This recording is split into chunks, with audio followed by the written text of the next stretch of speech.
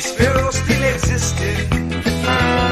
As he before, resembling an Israelite, not being treated right, enslaved day and night. Oh, we just can't go on this way. We just can't go on this way. Please deliver us today. We just can't go on this way. We like the Israelites still in pain. We just can't go on this way. So send us another Moses again. We just can't go on this way. Oh, oh, oh, oh, oh. Oh, oh, oh, oh.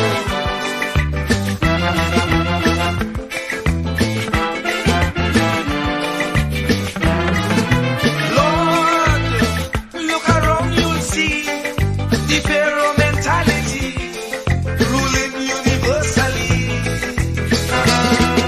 Leaders promoting their ego, being a modern Pharaoh, tyrannies they manifest. Oh, we just can't go on this way. We just can't go on this way. Please deliver us today. We just can't go on this way. Time to make them oppressors pay. We just can't go on this way. So we children could see their way. We just can't go on this way.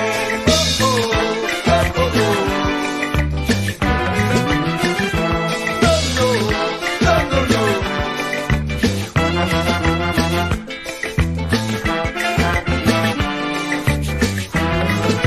The poor have to slave night and day for next to nothing pay, so they can't see their way.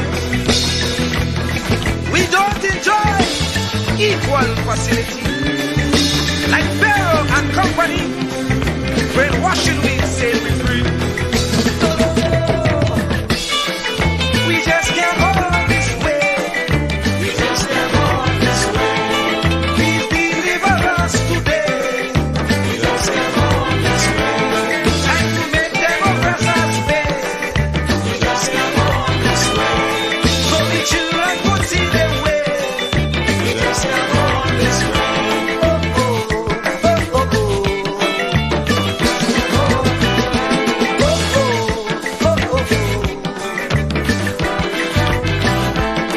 Oh, we just can't go on this way. Please deliver us today. We just can't go on this way. We just can't go on. We just can't go on this way. No, we just can't go on. We just can't go on this way. No, we just can't go on. We just can't go on this way. No, we just can't go on.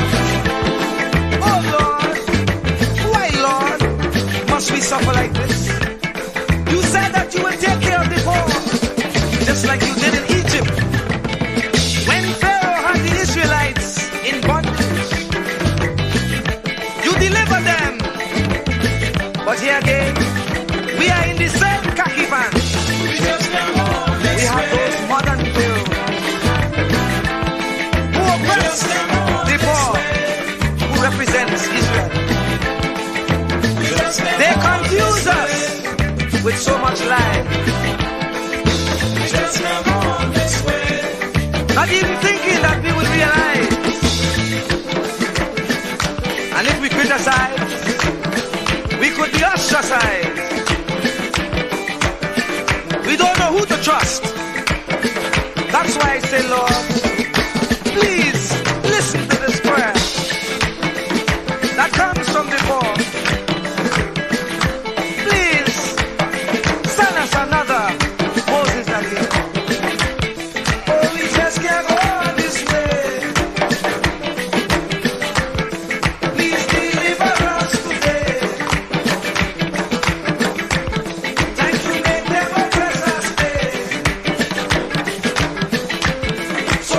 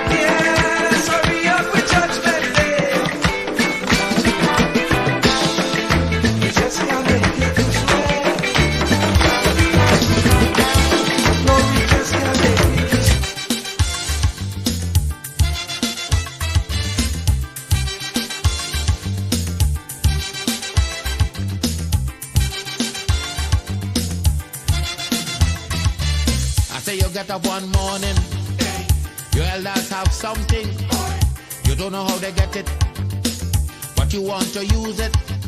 But if you ask them old people to get the things what they went through, ask them this any day, and your parents sure to say, black man have to keep on jamming, for black man to get a little something. Make up your mind, brother, that you're able to get a pulley and jam with the devil. Why? Black man have to keep on jamming, for black man to get a little something. Make up your mind, brother, that you're ready to swim offshore and hold your boat steady. Black man have to keep on jamming, for black man to get a little something. So when you're here, you get a little something. With that dragon eye, you keep watching, because I don't tell you already. Black man do get nothing easy.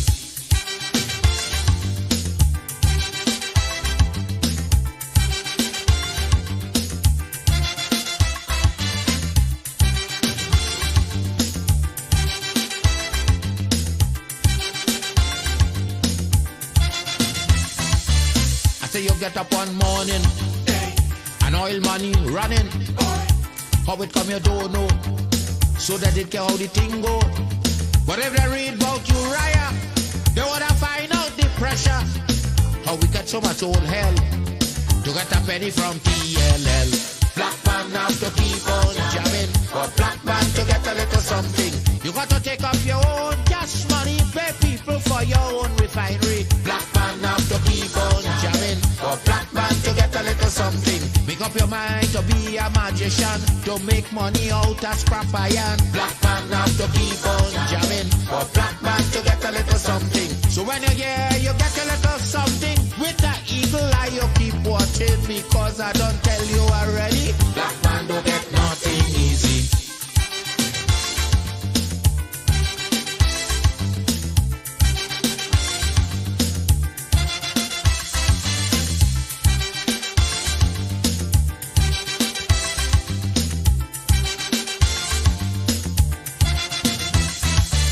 I say we got up one morning, independence happening, getting the thing come easy. Now they're taking liberty, but if they know about petition, we are to send to England for some woman to tell we in this colony free. Black man have to keep on jamming, for black man to get a little something. You got to go to conference in England to get independence in your own land. Black man have to keep on jamming, for black man to get a little something. People hold you, humiliate you, turn on and sell you, and then they free you. Black man have to keep on jamming, for black man to get a little something. So when you're here, you get a little something. With that dragon eye, you keep watching, because I don't tell you already. Black man don't get nothing easy.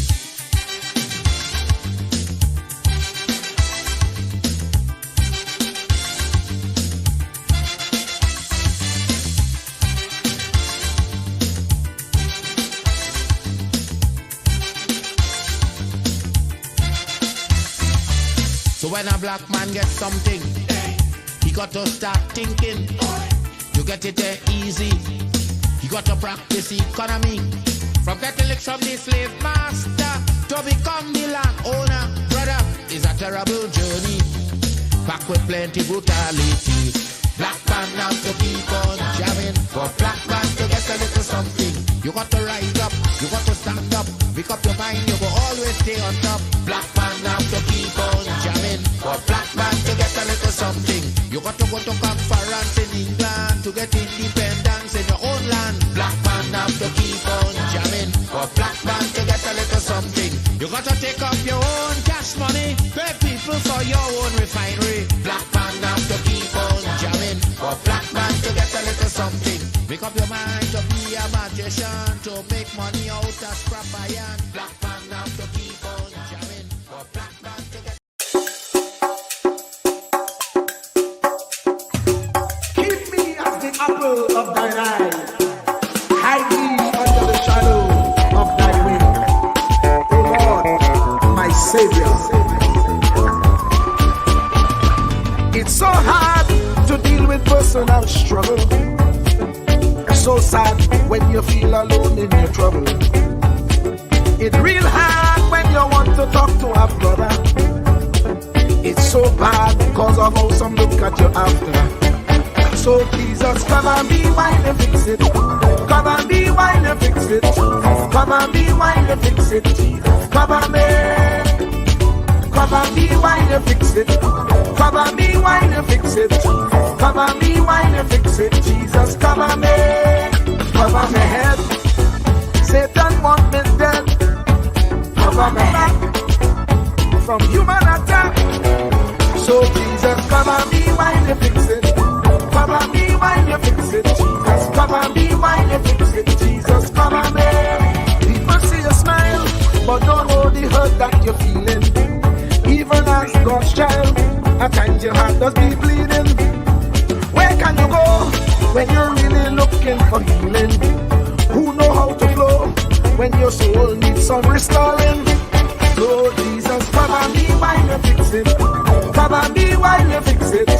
Cover me while you fix it. Jesus, cover me. Cover me while you fix it.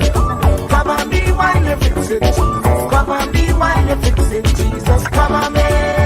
Cover me home from evils unknown. Cover my feet so I'll never retreat. Oh Lord, cover me while you fix it. Cover me while you fix it. Cover me while you fix it. Jesus, cover me.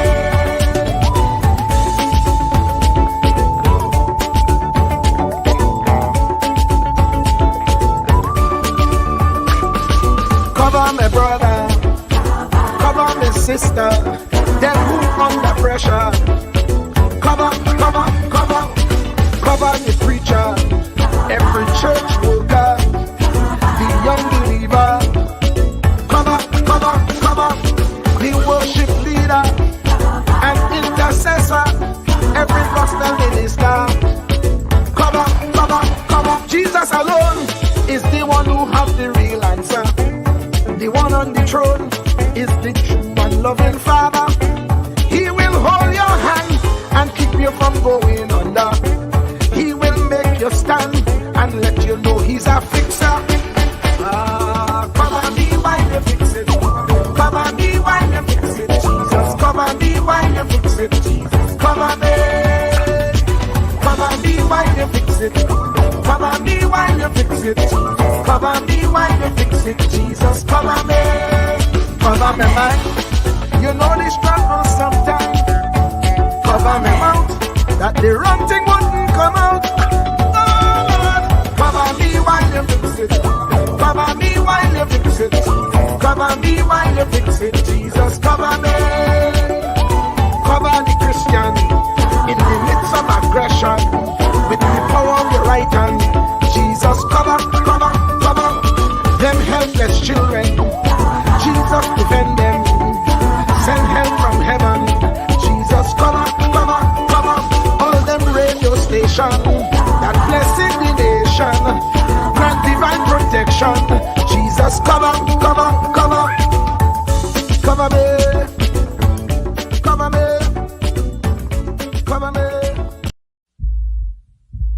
Truer words were never spoken. The less you associate with some people, the more your life will improve. Anytime you tolerate mediocrity in others, it increases your mediocrity. An important attribute in successful people is their impatience with negative thinking and negative acting people. As you grow, your associates will change. Some of your friends will not want you to go on. They will want you to stay where they are. Friends that don't help you climb will want you to crawl. Your friends will stretch your vision or choke your dream. Those that don't increase you will eventually decrease you. Consider this. Never receive counsel from unproductive people. Never discuss your problems with someone incapable of contributing to the solution, because those who never succeed themselves are always first to tell you how. Not everyone has a right to speak into your life. You are certain to get the worst of the bargain when you exchange ideas with the wrong person. Don't follow anyone who's not going anywhere. With some people you spend an evening. With others, you invest it.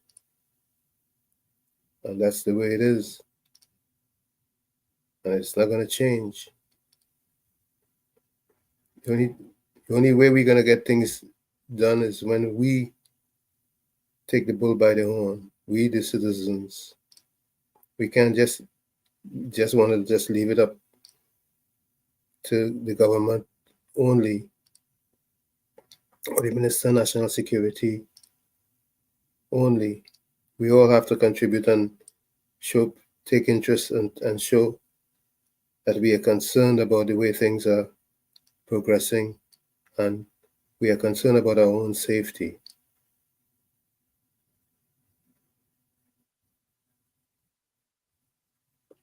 What say you? Well, Tommy, I think what you have done, you may have preempted Dr. Randy Seepersad mantra.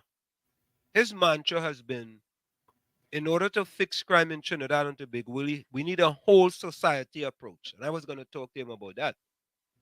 And that's what I hear you absolutely saying. Well, I always say the change we want to see begins with us, the man in the mirror. It begins with each and every one of us, the man in the mirror. And if we look in that mirror and we don't like what we see, we cannot blame the mirror.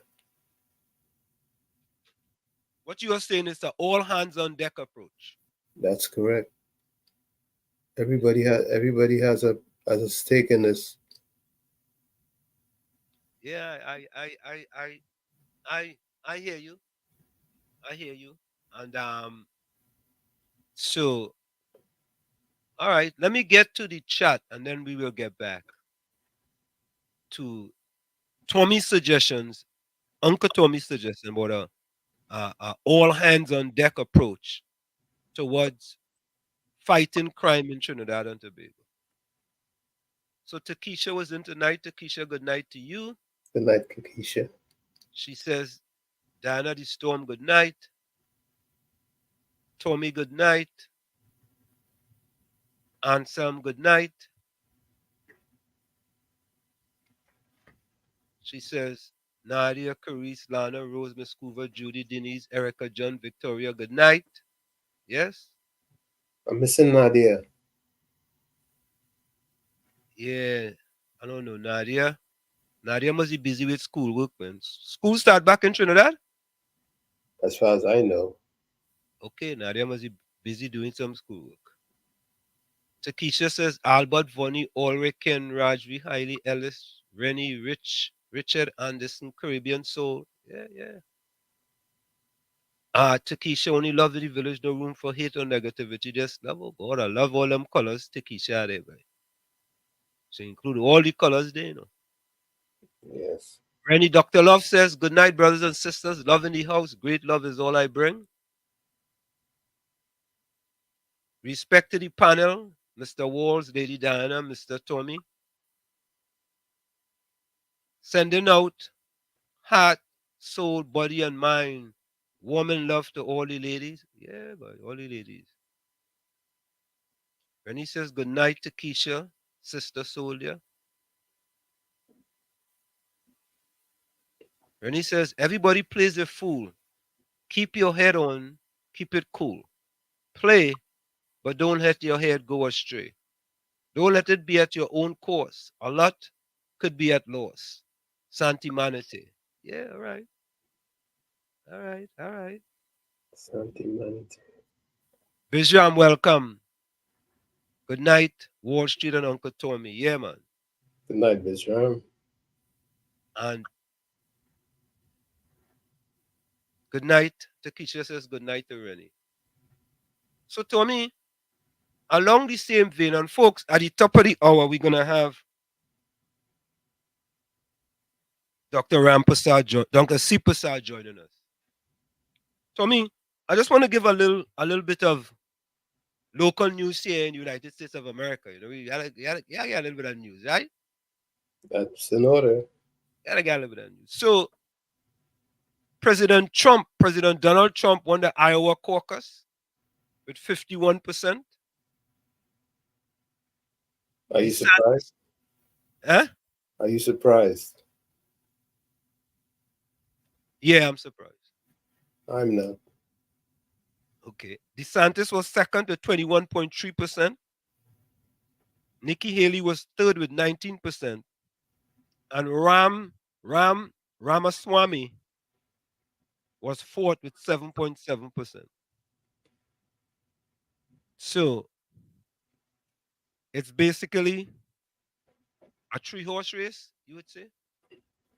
Well, basically, it's clear that there are those who want Trump back in the presidency, and they might get their way. For me, I can't understand. Anyway, I guess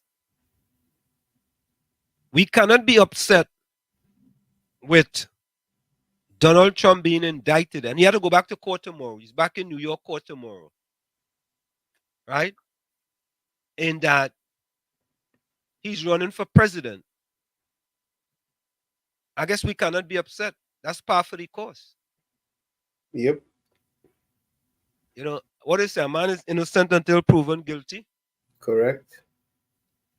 Yeah, but we don't really. Do we follow that in Trinidad and Tobago? I don't know, because the amount of persons who haven't had their day in court and they have spent years in prison is unbelievable. So I don't know how innocent you could be until proven guilty when you don't even make the first step to your proof of innocence or guilt. But for me, I want to get back to what I will call your editorial. And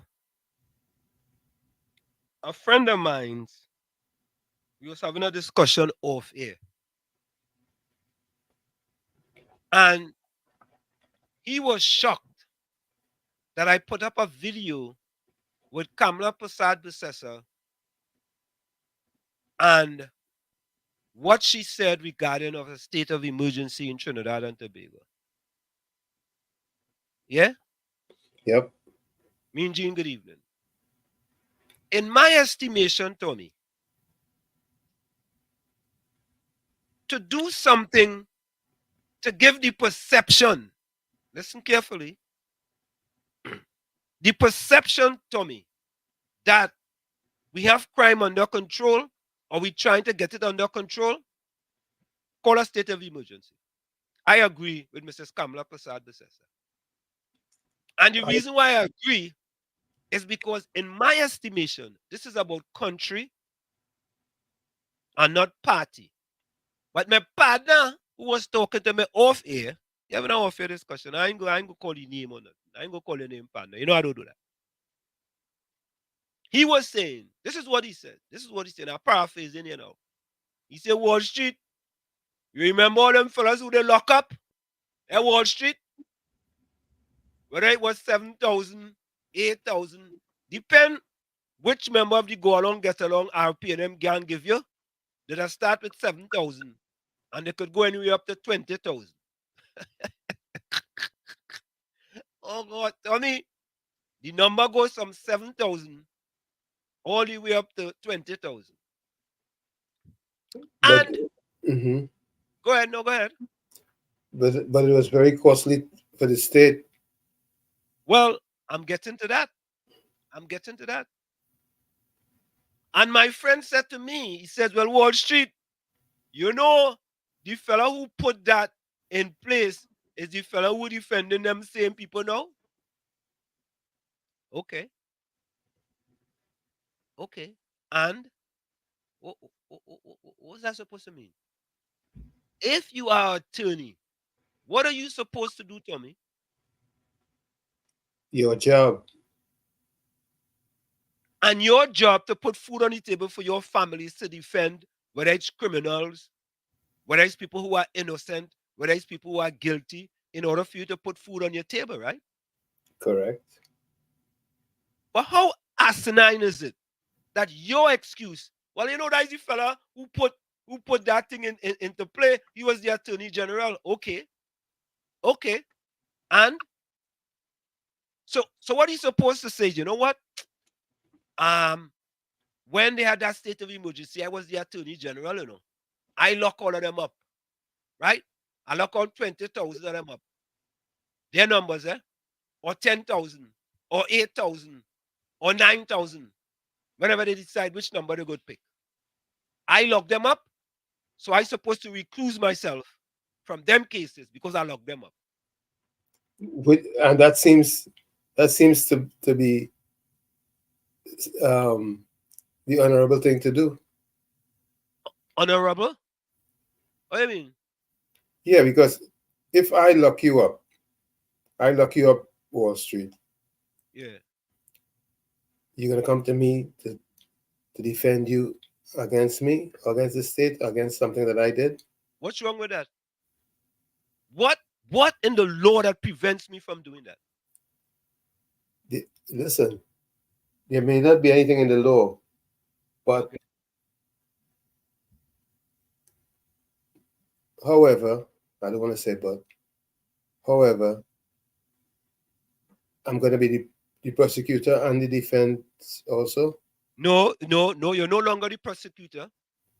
So I take off the prosecutor hat and I put on the defender hat. There we go. You have different hats now. That sounds like Banana Republic. Oh, I could agree with that. I could agree with that statement. That sounds like Banana Republic justice. Not really. It's a banana republic. We can say the country's a banana republic, right? However, you could tell me now, I can't defend them because I no longer attorney general. I don't carry that title no more. I'm no longer attorney general. Yeah, but you were the one who was responsible for their whether it's their demise or victimization or however you want to word it now. Because as a defender of them, you'd be saying that they either were victimized or wrongfully arrested or something to the point where you're trying to prove their innocence. So you are absolutely correct. Word. They were guilty. They were guilty when I wore the hat as the attorney general. I know that I'm. No, they weren't guilty. They weren't guilty. They were innocent. No. So if they were innocent, why did you lock them up in the first place? But come on, Tommy. Come on. When if I arrest you and lock you up, does that mean they say you're guilty? No, but listen. So I'm just arresting you and locking you up because I have the authority. It have people been locked up for 20 years and then they let them out because they never committed the crime. I fully agree. But the person who locked them up because they thought they had committed a crime. Well, that's the same reason why them get locked up back then. So today I think you commit a crime, I lock you up. Tomorrow I think you're innocent, so I defend you. If I'm no longer the attorney general, yes. I might as well. Listen, as far as I'm concerned, it seems like conflicting interests to me. So you telling me, Tommy, if I am a prosecutor in this country and I prosecuting you, yes, and they get rid of me as a prosecutor, yes, I cannot come now and defend you? I would, first to begin, I think there'll be a conflict of interest because you are the same one who prosecuted me, who believed, whether it is true or not, that I was guilty of some criminal offense that you brought charges against me. And then tomorrow all of a sudden you think that I'm innocent and you're going to defend me? I don't think that you're innocent, but I am now a defense attorney and I will defend anybody. You see, but there has to be some sort of integrity and some sort of... I'm sorry, Tommy. The law, if there is something in the law that says you cannot do it, then you can't do it. You talking about an attorney and integrity? Really? In the same sentence? You don't think that attorney does defend guilty people? Yes. Okay. Whoever could pay. So Whoever, if whoever, you once you speak to that client, if you know he's guilty, you should recuse yourself from the case. and that's why I'm saying the one who prosecuted those persons shouldn't be the one trying to defend them. If there's nothing in the law that says you can't do it, then I don't Because, have a problem. because before you prosecute them, you need to think about the fact that they could be innocent. And if you think they're innocent, then you hold your hand on the prosecution. So Tommy, do you agree with a state of emergency or not? I don't think a state of emergency is a solution. I don't think it's a solution either. But it's a stopgap solution. Why put a band-aid on when you need to cure the wound? Because Tommy, sometimes we need to put a band-aid on the wound. That's for it to stop bleeding. Okay, so all right. So you put a band-aid on for it to stop bleeding. And And then we deal with the symptoms after. when it stops bleeding, what do? Leave the band-aid deal on? We deal with whatever we have to deal with once it stops. At least it gives us time in order for us to put things in place to sort of stem the tide and to reduce so that wound wouldn't come back or you wouldn't get that wound again. Yeah? All right. There's a bit of logic to what you're saying. But in my humble opinion, I think when we look for solutions, we need to find formidable solutions instead of make believe. Because I don't believe, Tommy, that this thing could be solved overnight because it's like it's like Julia Davy, a runaway horse. Well, I don't know about her because The toothpaste is already out of the tube. yeah, I don't know about her. You You you can't you put are it back you are better able to talk about her. in. Yes, it's and when Dr. Seepersad comes in, we'll ask him. We'll ask the expert regarding crime in Trinidad and Tobago. Because in my estimation, Tommy, in my estimation, that as a matter of fact, Tommy, let me read this. I wanted to read this. This is what let me read this. Now, this is a quote, eh? This is not, we don't make things up here. This is a quote from opposition leader Keith Rowley, 10th of April 2013. Anytime a government, I'm quoting here now, anytime a government resorts to blaming the opposition for its failure to deliver on their mandate and their responsibilities to the people, it's a clear sign they have accepted that they have outlived their usefulness.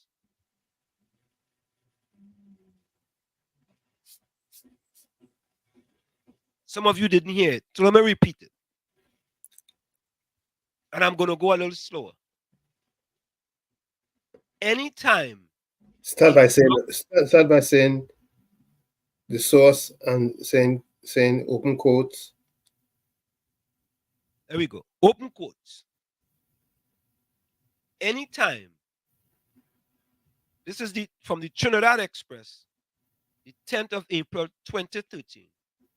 Here's the quote. Open quotes. Anytime a government resorts to blaming the opposition for its failure to live on their mandate and their responsibilities to the people, it is a clear sign that they have accepted that they have outlived their usefulness.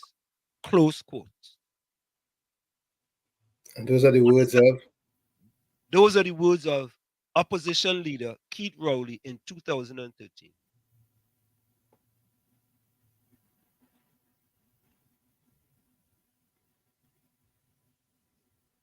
So what does that mean, Tommy? What does that mean?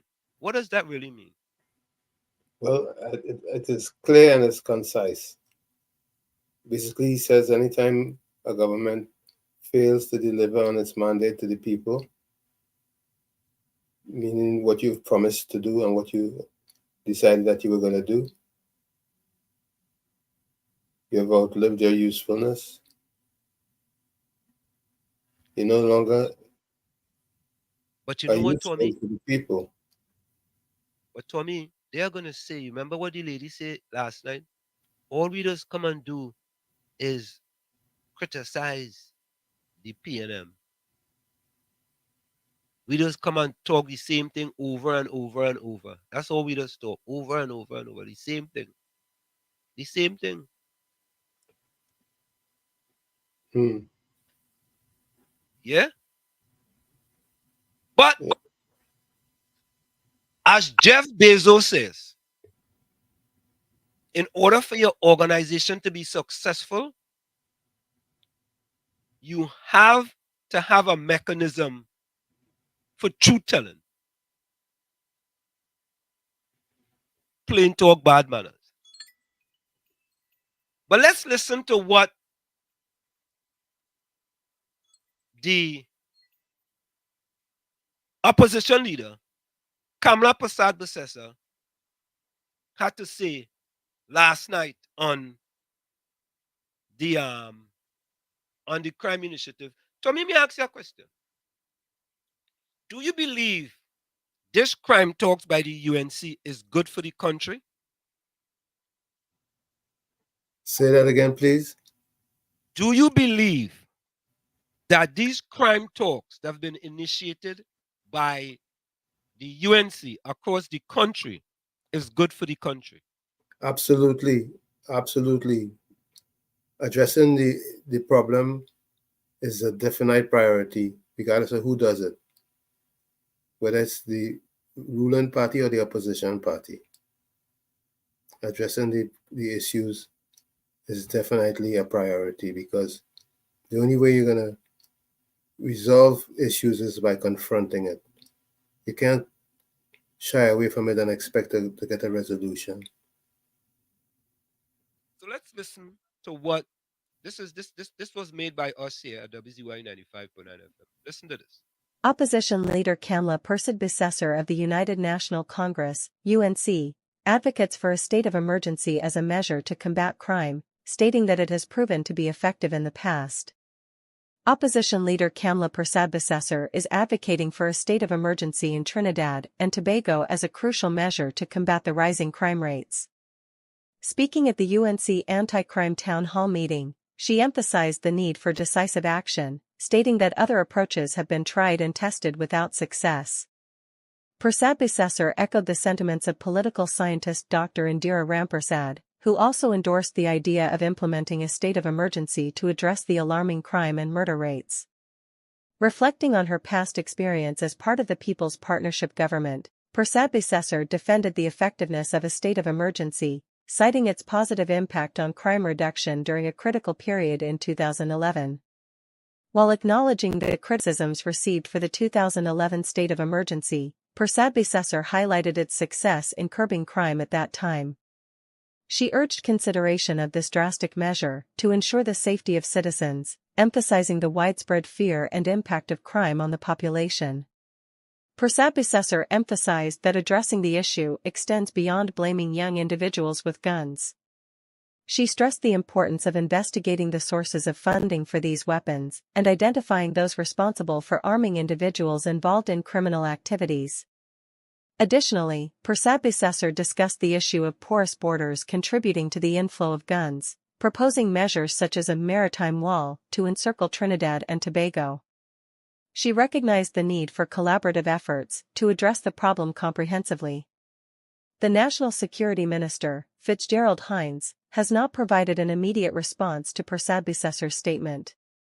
The forum also featured discussions on various solutions, including enforcement of the death penalty and laws against guns, with the opposition leader expressing openness to considering these ideas for future party discussions.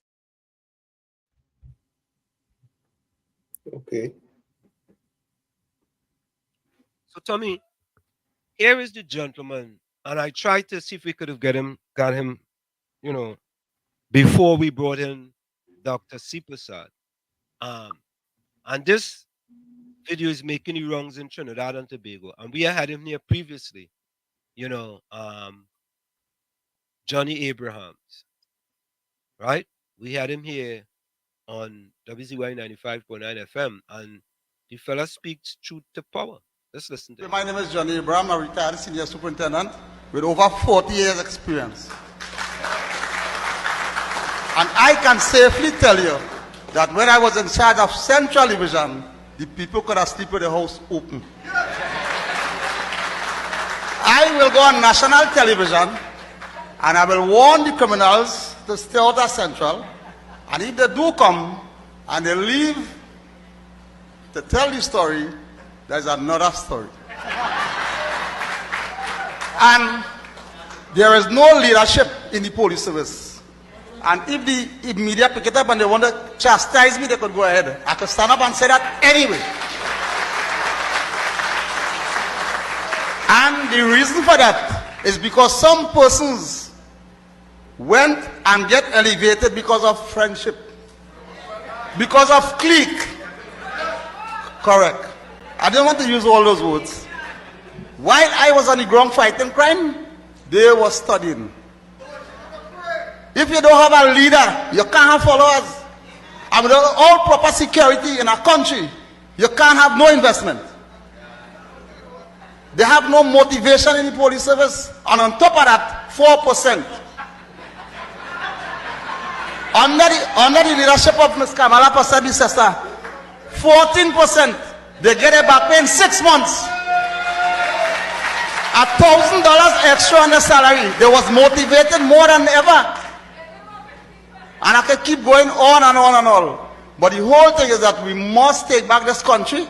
And in order to do that, the police service have to have proper leadership and persons who are willing to make that sacrifice to work night and day to bring back this country to peaceful. Thank you very much. Okay. All right. Okay, Johnny Abrahams. Yeah, Johnny preach. Johnny preach. But again, they don't like truth. You know, Go ahead. and clearly what came to mind was that community policing that is needed so badly. The police, we have to remember what Ramsey told us, that the police has to wear his heart on his sleeve.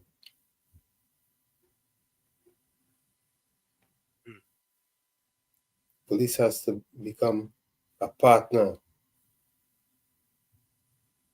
I just, it's my belief, to me, that this reactionary government have no solution to crime in Trinidad and Tobago. Because it's 9 years now. This is good. This is year number 9.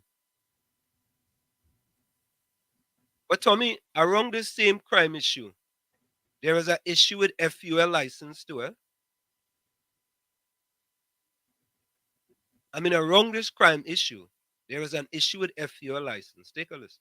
While police officers are engaged daily with the duty of protecting the general public, these said officers are now encountering some hurdles as it pertains to having their FUL licenses renewed. Recent changes to the FUL renewal policy required members of the protective services to provide a certificate of competence, certificate of character, and a medical certificate for renewals, where they were previously exempted. It's a move the Trinidad and Tobago Police Service Social and Welfare Association describes as inconvenient and difficult to digest. And we will agree with the methods that would advance training, certification, and recertification within the normal scheme of policing. Because police officers, by the very nature of their duties, are on duty with firearms. And it is expected by every member of the public. The officer is sufficiently trained in the management of his or her firearm, the firearm that they are issued with. It is a bit difficult to digest. Earlier this month, the top cop announced that effective immediately, all FUL holders will have to go through the full procedure to renew their permits. The new order came after several servicemen were charged with criminal offences. Institutions and organizations are made up of individuals, and sometimes individuals would do things that are contrary to the directions and the policies of those organizations or institutions. And it is important that we do not make decisions that are knee-jerk regarding what these individuals would have done, and take these decisions to impact the wider organization. James joins us now for... Tommy, Yep. you said something about a banana republic. Is that Yep. accurate? Yep. Here is the guidelines for the FUL, right? This is for anybody now, including police officers, eh? Oh God. Number 1, completed form number 1, originals only. A certificate of competence issued by a licensed firearm instructor for each caliber weapon can be individual or mentioned on the same certificate. Right? Now, if he's a police officer too, a certificate of character, no receipts. Medical certificate from a registered medical practitioner. A renewal fee of $500. Now, Tommy, the previous fee was $300, right? So if we do the maths correctly and it go to 500, that's 66 and 2/3% increase. That's right. Right? We just do maths quick in here. Sometimes we do have to use the calculator. Not like other people. Right? In addition, Tommy, to firearms fee. So that's the next fee right there. Now it went from 150 to 300, which was 100% increase. From 300 to 500, a 66 and 2/3% increase. 6.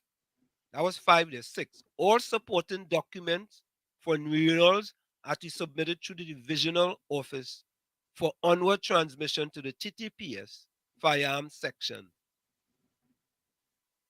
Inspectors and sergeants must supervise and authorize this exercise. Senior Superintendent, signed by the Senior Superintendent of the Western Division. Imagine that. Yeah. Oh God. Tommy, And so that's if for you're on the job, and that's for renewal for police too. police too, yeah. So you telling me that you are a policeman, a law enforcement practitioner, and you have to go through that? Yes. You have to get, listen to this. It's FUL and FUEC holders requirement for renewal. Law enforcement, personnel, and civilians. How much sense does that really make? But you said it's a banana republic. All right. You didn't know I was gonna put this up there. You said it to me. I feel like you went in the background and you check it out. It's a banana republic at its fullest. I am a police. I need to get a certificate of character. Eh? Tommy? Not only that, you need to get a certificate of competency with the use of the equipment too. Yeah. You need to get a Tommy.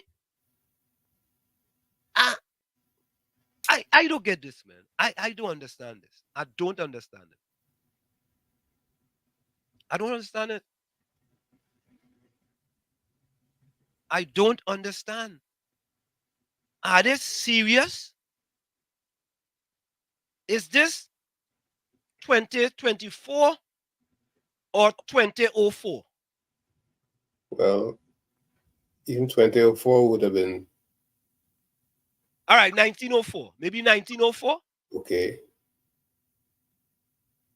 I don't get. When I saw that, I said, "But wait, now something missing, something we don't understand." And when Dr. Seepersad comes in, maybe he can help us understand these FUL and FUEC holder requirements for renewals for both law enforcement personnel and civilians. I thought there was supposed there's a separation, Tommy. I don't understand it. Clearly something's wrong. You know, maybe we get the wrong report. Yeah, I think you have the wrong report. Yeah. I feel we may have gotten the wrong report, and Dr. Seepersad can help us. You know, maybe he has the correct report, and we just because we don't want to mislead people. We like to speak truth to power. We don't want to mislead anyone. Right? Dr. Seepersad is already in the background waiting. Give us a few minutes, Dr. Seepersad, and we bring you in. As a matter of fact, let me do wait. Let me bring Dr. Seepersad Yeah, in. bring it right away, man. Yeah, we're not gonna waste any time. You know, we could when you're coming, we could always go for the break after. That's okay. Welcome to the village. Welcome to the village. Thank you very much. Dr. Good Randy afternoon. Seepersad, welcome to your initial voyage into the village on WZYE 95.9 FM. How are you doing, sir? I am very, very good. How are you? We are all fantabulous and differous, marvelous and tremendous. Glad to hear it. Yes, we are doing the best that we can. Yeah. You know, Doc, I'm sure you heard our little expose before you came in. But before you give us a little bit about your background. I know a little bit about your background, you know, so the people could understand who Dr. Randy Seepersad is and what you actually do in Trinidad and Tobago. So I serve as the head of the criminology department at the University of the West Indies.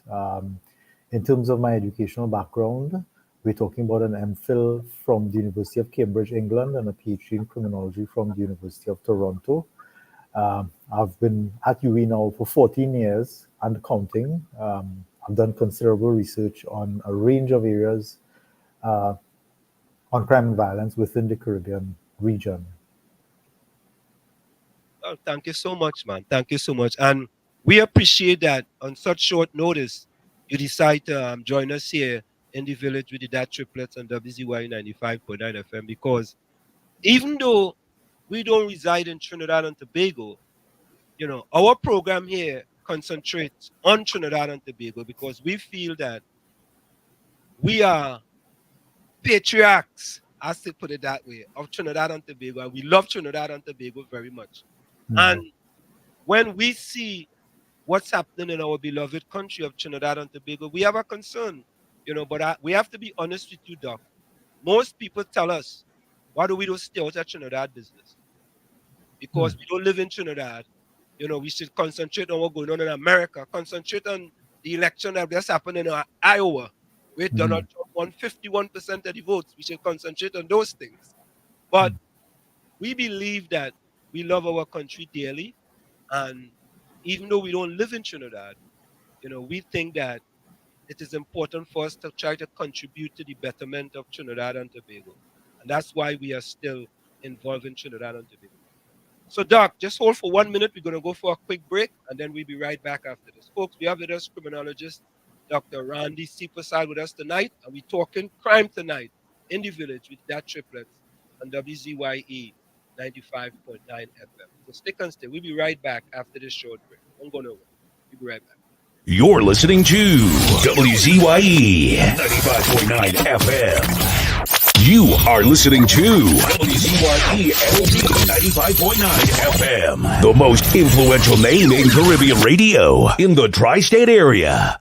Broadcasting from East Orange, New Jersey, the most influential name in Caribbean radio, WZYE 95.9 FM. We are back with you. It's in the village with the DAT Triplets on WZYE 95.9 FM. We come to every Tuesday and Thursday from 7 to 10 p.m. TNT time and 6 to 9 p.m. USA time. Now, Dr. Seepersad, a big thing I've did a little bit of homework on you, and a big thing that I've noticed that you always talk about is that the best way to tackle crime is a whole of society approach, with each citizen playing their role in reclaiming the country from criminal elements. Talk a little bit about that. Right. So what I'm referring to there is more than just each citizen, but all of the parts that are applicable in terms of, when it comes to the fight against crime. Because too often we think of the crime problem as one that is only within the remit of the police service, the prison service, and the judiciary. But it's much more than that. And I'll give you a very simple example. Let's say the education system. The education system has the reach to all the kids in the particular society. And we could put something in the education system. We could put things in the education system. There are things that are already designed, such as the gang resistance education and training program, the GREAT program, and other types of programs that we could put into the curriculum to really build a civic-minded population. So what I'm saying there, that's just one tiny example. But what I'm saying there is that until we broaden the way we look at the crime problem and where it stems from the community, the school, the family, etc. And until we engage all of these levels in the fight against crime, we're probably going to keep failing, as we have been doing. But Doc, a whole of society approach, it actually sounds splendiferous. But Doc, if I go and report a crime to a police station, when I leave the police station, I might not reach back home safely. That may or may not happen. I think in the majority of cases, you will still reach home safely, right? It's not that the majority of persons who report crimes disappear or anything like that. So I think that might be stretching it a bit. But sometimes perception is reality, right? Many people believe that, you know what? Not me now. If I see something, I better keep my mouth shut. Because if I say something could happen to me or my family. And it's better for me just to stay quiet. The perception, because at times, perception becomes reality, especially with the way crime is, I will say, out of control in Trinidad and Tobago. And I'm really glad you said that. There's this famous phrase in psychology that perceptions are the solid facts of reality, because that is what people base their actions on. You might go, and I'll give you a different example. You might go to another Caribbean island with a higher murder rate than Trinidad and Tobago. And you might go all over the place and say how safe you felt and all these kinds of things because you're not aware of the issues in the particular place. And you come back to Trinidad and Tobago, and I'm not saying Trinidad and Tobago is good with respect to crime. It certainly isn't, and it's getting worse. But perceptions really matter a lot. And I think we have to take that into account when we try to understand people's behavior within the context of how they react to the police, whether they share information, whether they serve as witnesses in court, etc., etc. Because as long as people perceive that they are going to potentially be victims or that there is a high level of corruption, etc., etc., you find that people will not do their part in the fight against crime. Instead, they will lock themselves up in their houses, as has been happening, and just stay out of everybody's way. And then, the systems, for instance, the community systems that are built on self-efficacy and collective efficacy and informal systems of social control and social bonds and all these things fall apart. If you remember the old adage, it takes an entire village to raise a child. We don't have that in many parts of Trinidad and Tobago anymore because people are scared of each other. They don't know if their neighbor next door is going to hurt them, etc., etc. They're afraid to take an evening walk in their village and walk around the neighborhood for fear that something will happen. And, I'm not saying that these fears aren't rightly founded. When you look at the crime situation, anything could almost happen to anybody.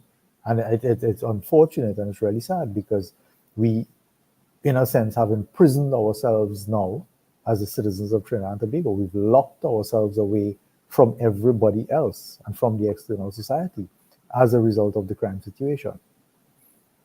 Now, Doc, I hope you don't mind me calling you Doc.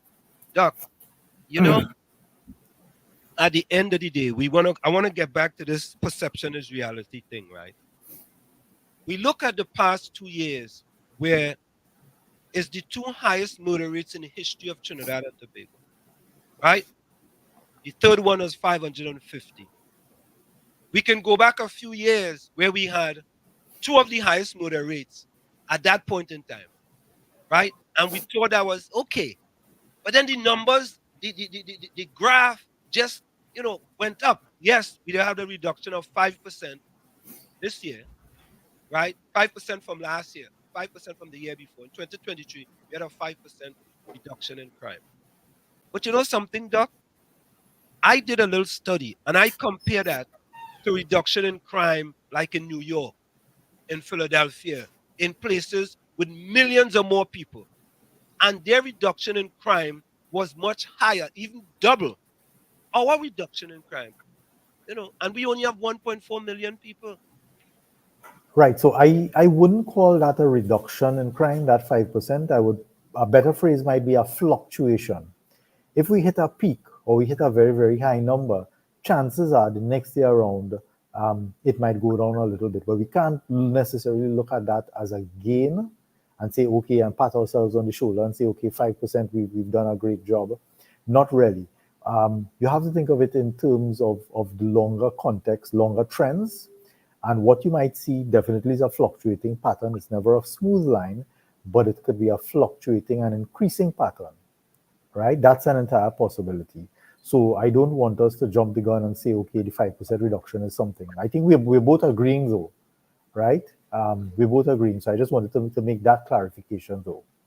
And you're right, because the gains that we are seeing here are probably not gains, but they're more like random fluctuations, right? You see gains when you put definitive things in place, when you put programs in place with well articulated objectives, a proper theory of change. You put mechanisms in place that are supposed to have an intended outcome, right? And we do that in some places. Unfortunately, what tends to happen in the Caribbean region quite often is much more unsystematic, much more haphazard, right? It's sort of a knee-jerk reaction quite often. I'm not saying there aren't good things in place, but quite often, even when we have very, very good things in place, and even when the results of evaluations show that these things do make an impact, there is absolutely no guarantee that this will convince the politicians to continue the funding. And I want to give you an example of that. From 2014 to 2017, there is something called the Cure Violence model, which is a gang reduction model that was implemented in Trinidad and Tobago with Inter-American Development Bank funding. And that resulted in a 38.6% decline in murders and woundings and shootings in the target communities. And the target communities were the gang communities in the East Port of Spain area. So we're talking Beetham, Sealots, Laventil, these communities. And we're talking about a 38.6 decline in violent crimes in these communities, when in the rest of Trinidad and Tobago as a whole, crimes increased by 16.4%. Now you think about that. If those results aren't astounding, then I just don't know what is. And yet, despite that level of success, the program was shut down when the IDB funding ran out. A couple of years ago, the Ministry of National Security brought back the program for a very, very short space of time, and again the funding ran out and they shut it down. So until we are really willing to utilize evidence-based programs which have proper evaluations and really put our money behind the things that work, we're going to be in a lot of problem. So, Doc, you telling me what year was that? What year was that? 2014 to 17. 2014 to 2017. So you saying that? I just want to make sure I heard you properly. Mm-hmm. This was a program that actually worked, and it showed you that there was a reduction in these specific areas. And what are the things that were done in order to reduce that? And they shut that down? Yes, they shut it down. And it's a model that has been used all over the world, very, very successfully as well. And the problem inevitably in Trinidad and Tobago is funding. As I said, it was IDB funded, And once, the donor would give funding for a certain time frame, and once that funding is finished, then the program simply end, regardless of the success of the program. And What was that's the a name of very, that very program again, Doc? What was the name it's of that it's a program? cure violence program. The Cure violence. cure violence. It's a gang reduction program, and it's gang violence really is one of the most serious concerns that we have here in Trinidad and Tobago. Huh? Gang violence right now results in about 45% of the murders in the country. So if we could deal with gangs, I'm not saying that we are dealing with them, but if we could deal with gangs, chances are we could chop the murders in half.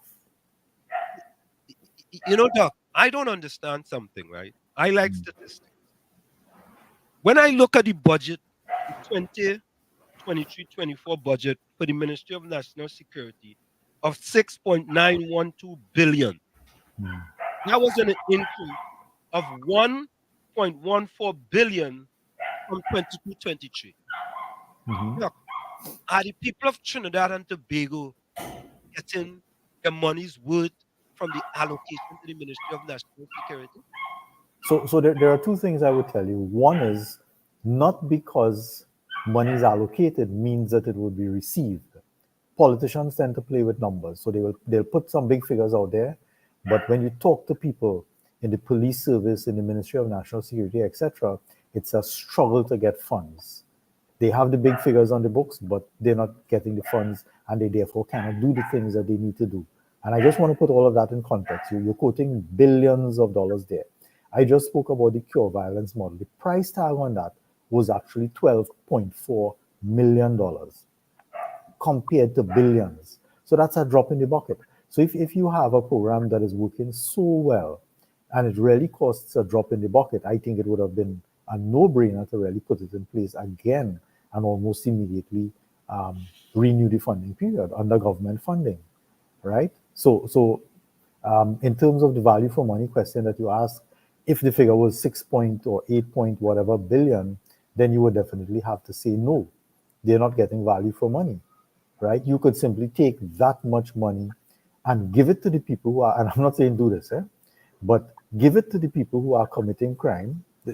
I'm probably going to get a bad rep for saying this, but as I said, I'm not saying do this. But with that kind of money, these people could probably set up businesses and make a livelihood of their own and lead a straight and narrow life. Think about the level of money we're talking about, right? Now, in terms of the money, what I would say is that the figures seem perhaps adequate, but what is wrong there is the way that it's distributed.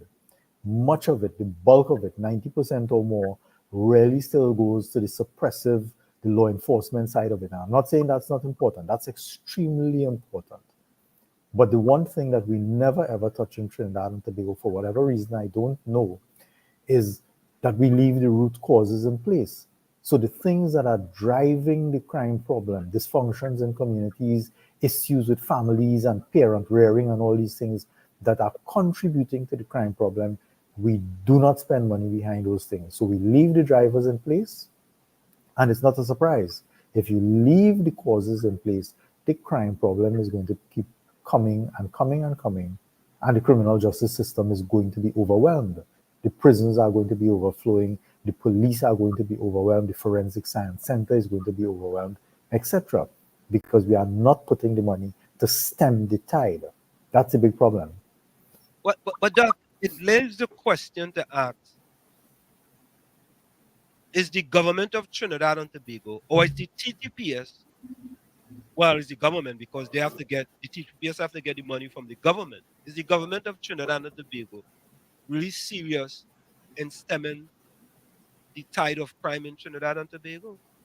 No, that is a question I cannot answer. Truthfully, I cannot answer that because I don't know their intentions.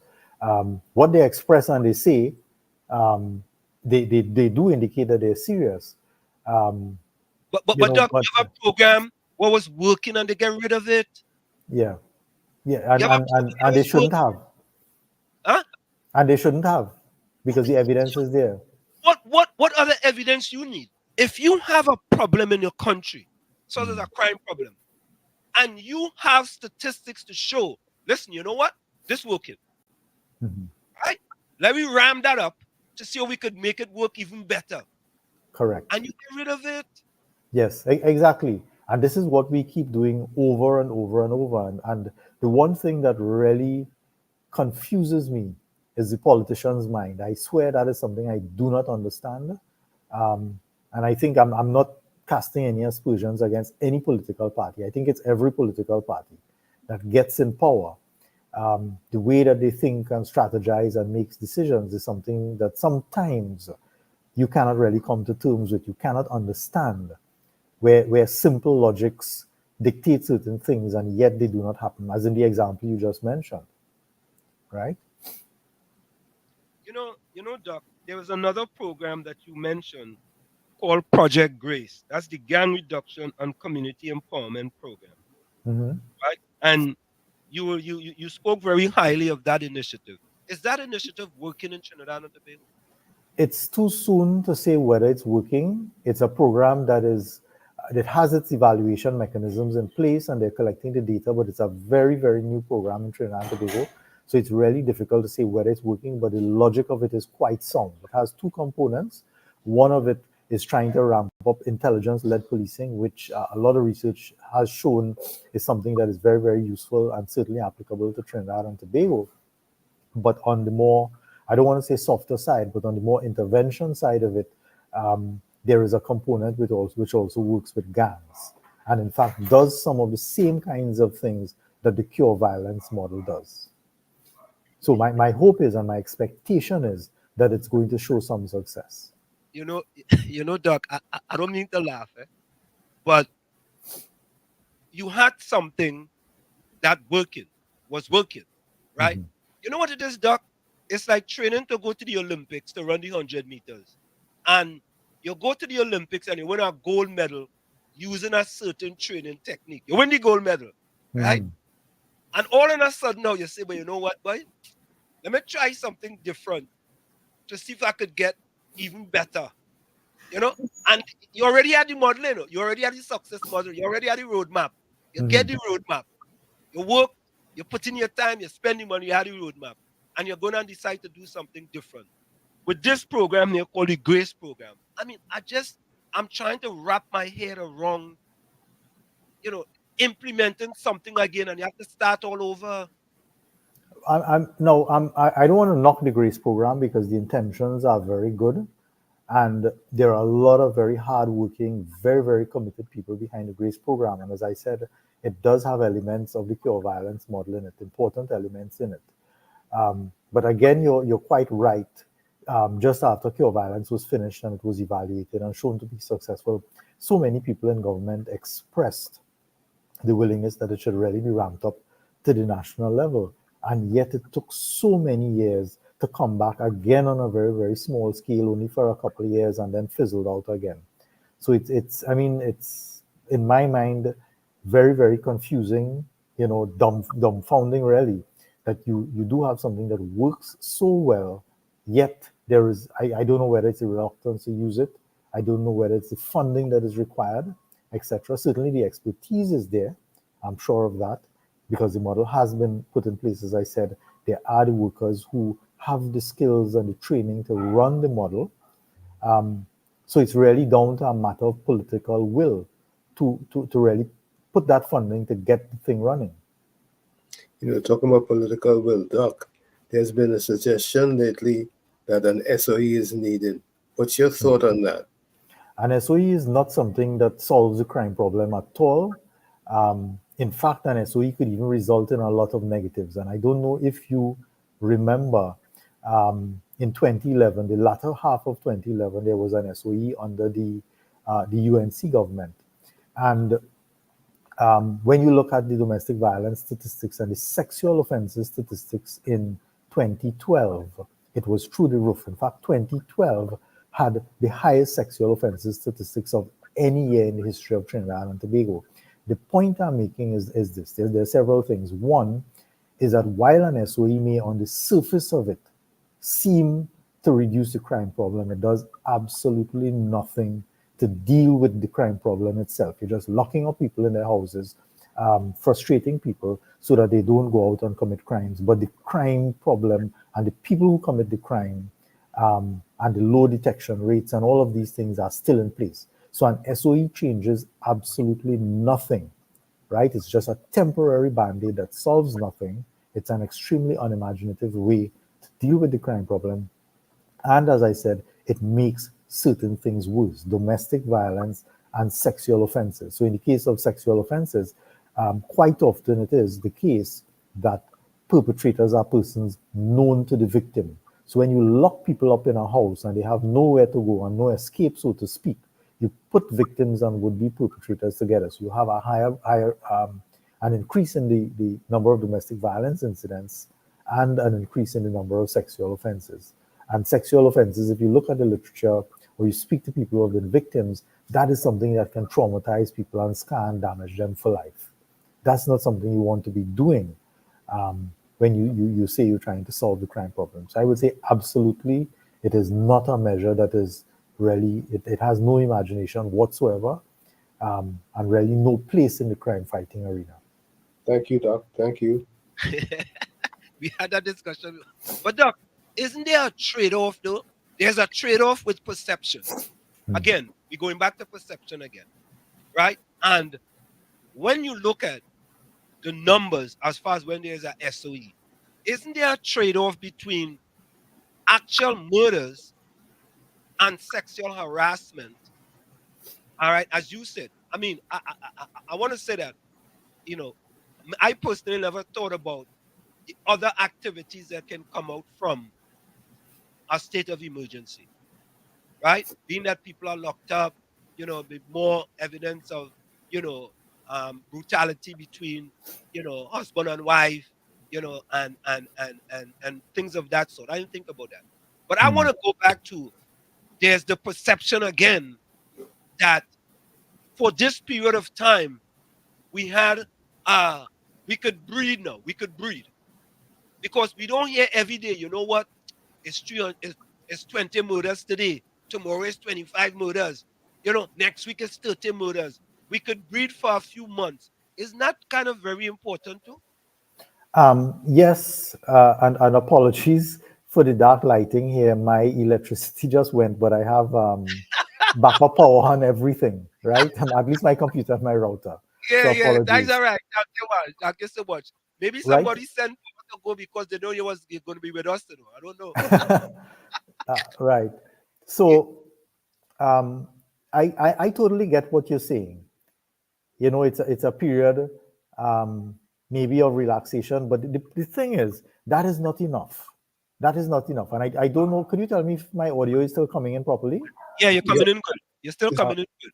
You're coming in Okay. well. Right. So the thing is, while you might say that, and while I certainly get that point, and some people will be glad for that particular kind of relief for a while, there is so much that can actually be done. It is not that the solutions aren't there.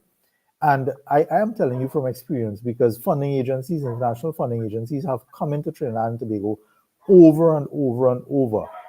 They have done the research.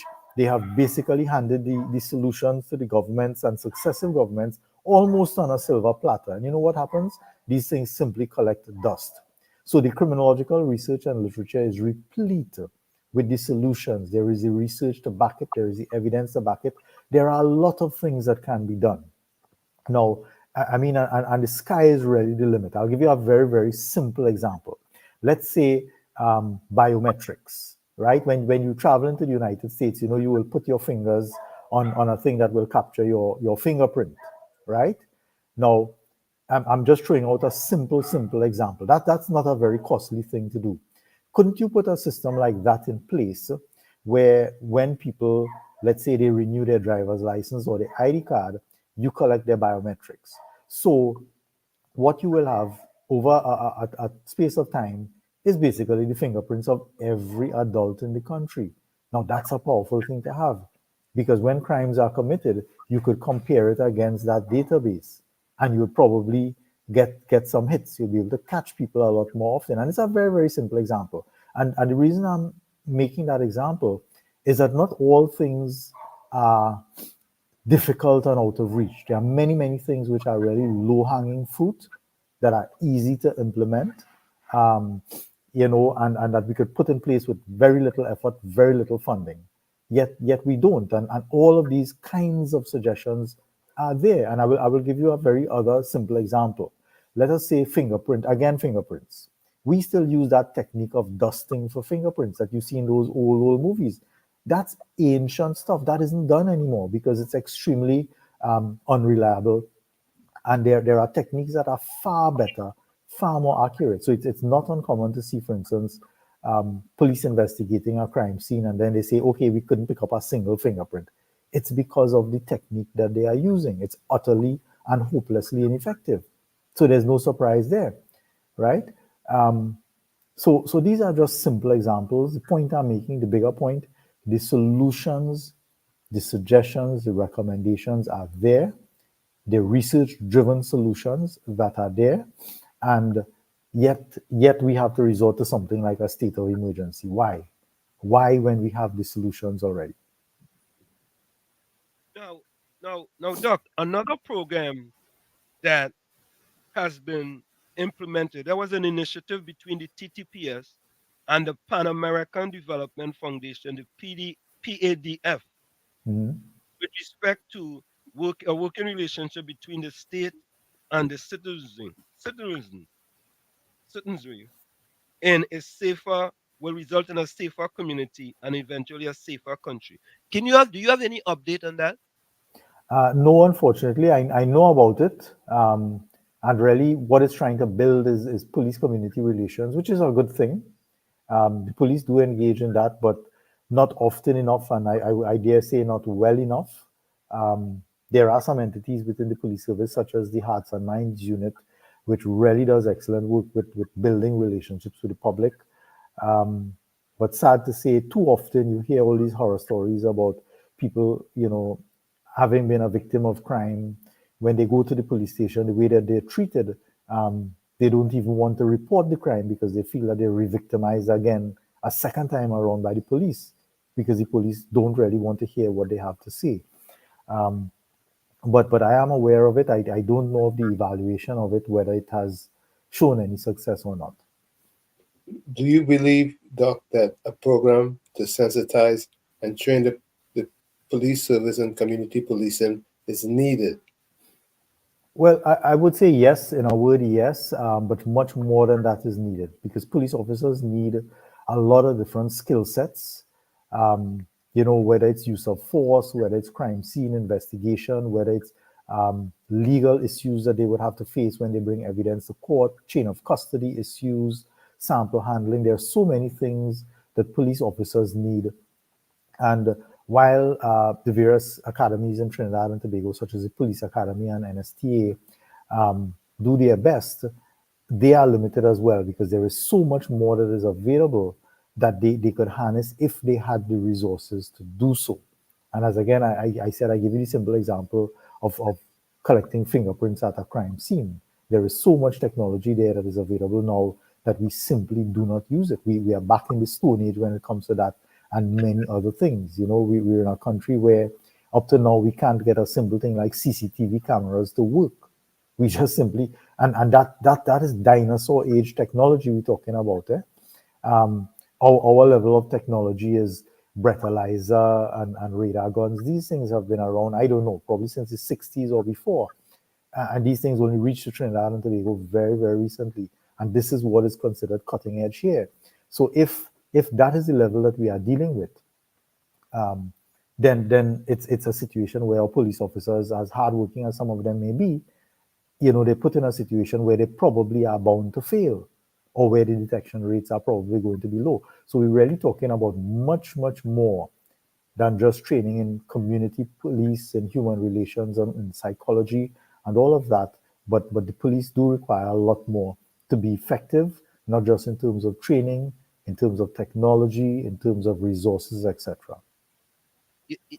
Doc, we had the Minister of National Security talking about trying to weed out corrupted officers by lie detector tests and drug tests.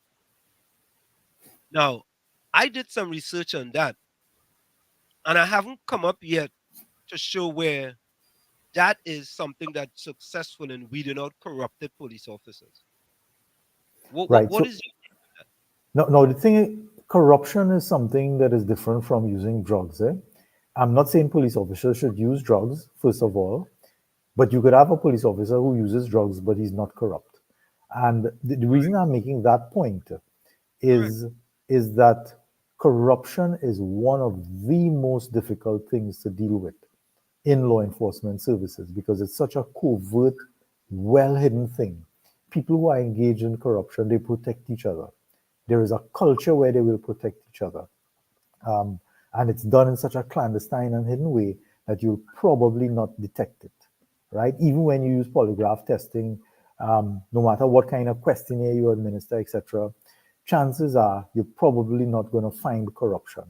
Those people who know probably would not want to be whistleblowers because of the potential consequences of that, right? Because where corruption exists, there are quite often mutually beneficial arrangements in place. And when people are benefiting, um, from the corrupt practices that they engage in, then there is obviously no motivation to blow the whistle or to do something about it. And this is something that really, and I'm not accusing law enforcement, I'm not accusing police officers of being corrupt, right? And I'll be the first to say that I know of a lot of very hardworking, very dedicated police officers. But of course, there are a few corrupt ones as well. And this is what makes things very, very difficult for the rest of us, including the other police officers who are hardworking, right? Sometimes you'll hear of cases where there's a raid that is planned, but then the person who is the subject of the raid tipped off, and by who else? Possibly a police officer tipped off before the raid happens, etc. So these things aren't as successful as they should be, right? And it really hinders effective law enforcement. You know, Doc, you use a few words there, Stone Age, and I think you also said archaic. To me, it's Jurassic Stone Age in order for Minister of National Security to talk about using a drug test and a lie detector test as a way of weeding out corrupted cops. If I'm a, does it mean to say if I'm a druggie that I'm a corrupted cop? No, it doesn't mean that. Yeah, I could be taking drugs because I have a weakness. Yeah, and you could see that as a disease that requires treatment, Correct. as opposed to corruption. Yes. And if I take a lie detector test and you catch me lying, does that mean to say I'm corrupted? No, it doesn't mean that either. Sometimes people have reasons for not wanting to disclose certain things, but it doesn't necessarily mean they're corrupted either.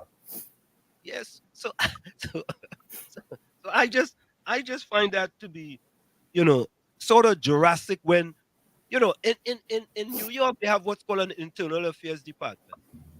And an internal affairs department is police watching police who watching police who watching police watch police. Right? So you might be my partner and you don't know I'm in internal affairs. Right? So you might tell me, well, boy, I don't want to pick up an election money there, and you might want to know, but how come you might even suspect that person next to you as a person from internal affairs? Are you aware if the TTPS have an internal affairs department?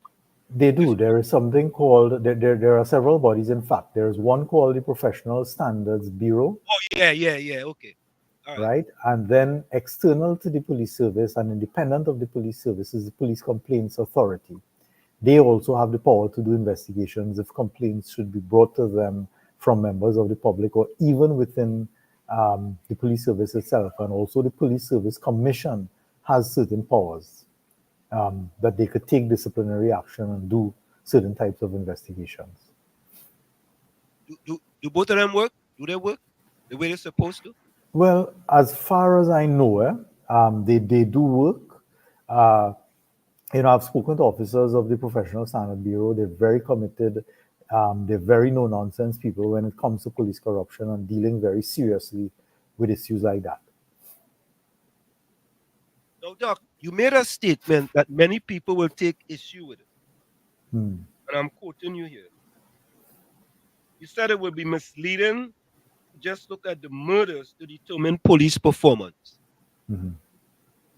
If many people in Trinidad and Tobago, of course, there could be other things. They could be reducing sexual harassment. You know, there are many other things they could be reducing, right? But the murder rate keeps going up. Mhm. Most of the people in the country don't want to hear about, you know, boy, we reduce sexual harassment from 250. Not saying that's not important. That's also very important, right? That you reduce it from 200 to 50. But the Mhm. murder rate went from 450 to 550. Mhm. Most people go say, boy, them police are not really doing that, you know, because I feel less safe. What says you? Right. So the point I'm really trying to make there is that the solution to the murder problem is not one that is only within the remit of the police service. It's far wider than that, and it comes back to that whole of country, whole of society approach. So let's take an example. How does a child, an innocent little child, go from being to a little innocent child to somebody who will kill somebody, with impunity and laugh at killing them? How does that transition happen? What has happened in the family? What has happened in the peer group? What has happened in the community, etc., etc.? So I'm saying that the police plays a role, and the police quite often plays a role only after the fact. So I'm not saying that the police do not play an important role, and I'm not saying that the police are not partially responsible as well. Yes, they are. And if their detection rates were higher and the tools and the technologies that they used were better, then the murder rates more than likely would be lower. But I'm saying it's much more than that. We can't see the problem as being only a problem of the police. And let me give you an example. Let's take the prisons. You might say to yourself, yeah, once you lock people up in the prisons, the prisons is serving its function. But a lot could be going wrong in the prisons. The prisons could be a university for crime. You could go into prison, become a better criminal, a more committed criminal, learn skills and all these things. And when there are no reintegration services offered to you, you come back out of prison and guess what? You're a better criminal. You go straight into a gang or something, and you go right back into committing crimes, right? So the prison system is something, if not run properly, can make the problem worse. So what I'm trying to highlight by that is that while we do need to focus on the police and recognize their important role in dealing with murders, we cannot see it as only a problem for the police. And that's really what is behind a statement like that. So, Doc, in your estimation, how effective are the current strategies and policies of the government and the police in addressing the crime problem? How effective are the No, current strategies and policies of the government and police in addressing the crime problem? that's a very, very difficult question to answer. And that's a politically loaded question. it really is. We don't get into politics here. We try to find solutions. You Yeah, know, yeah, we're trying to find solutions. You see, the thing is, when you're assessing police performance, one criteria might be the crime statistics.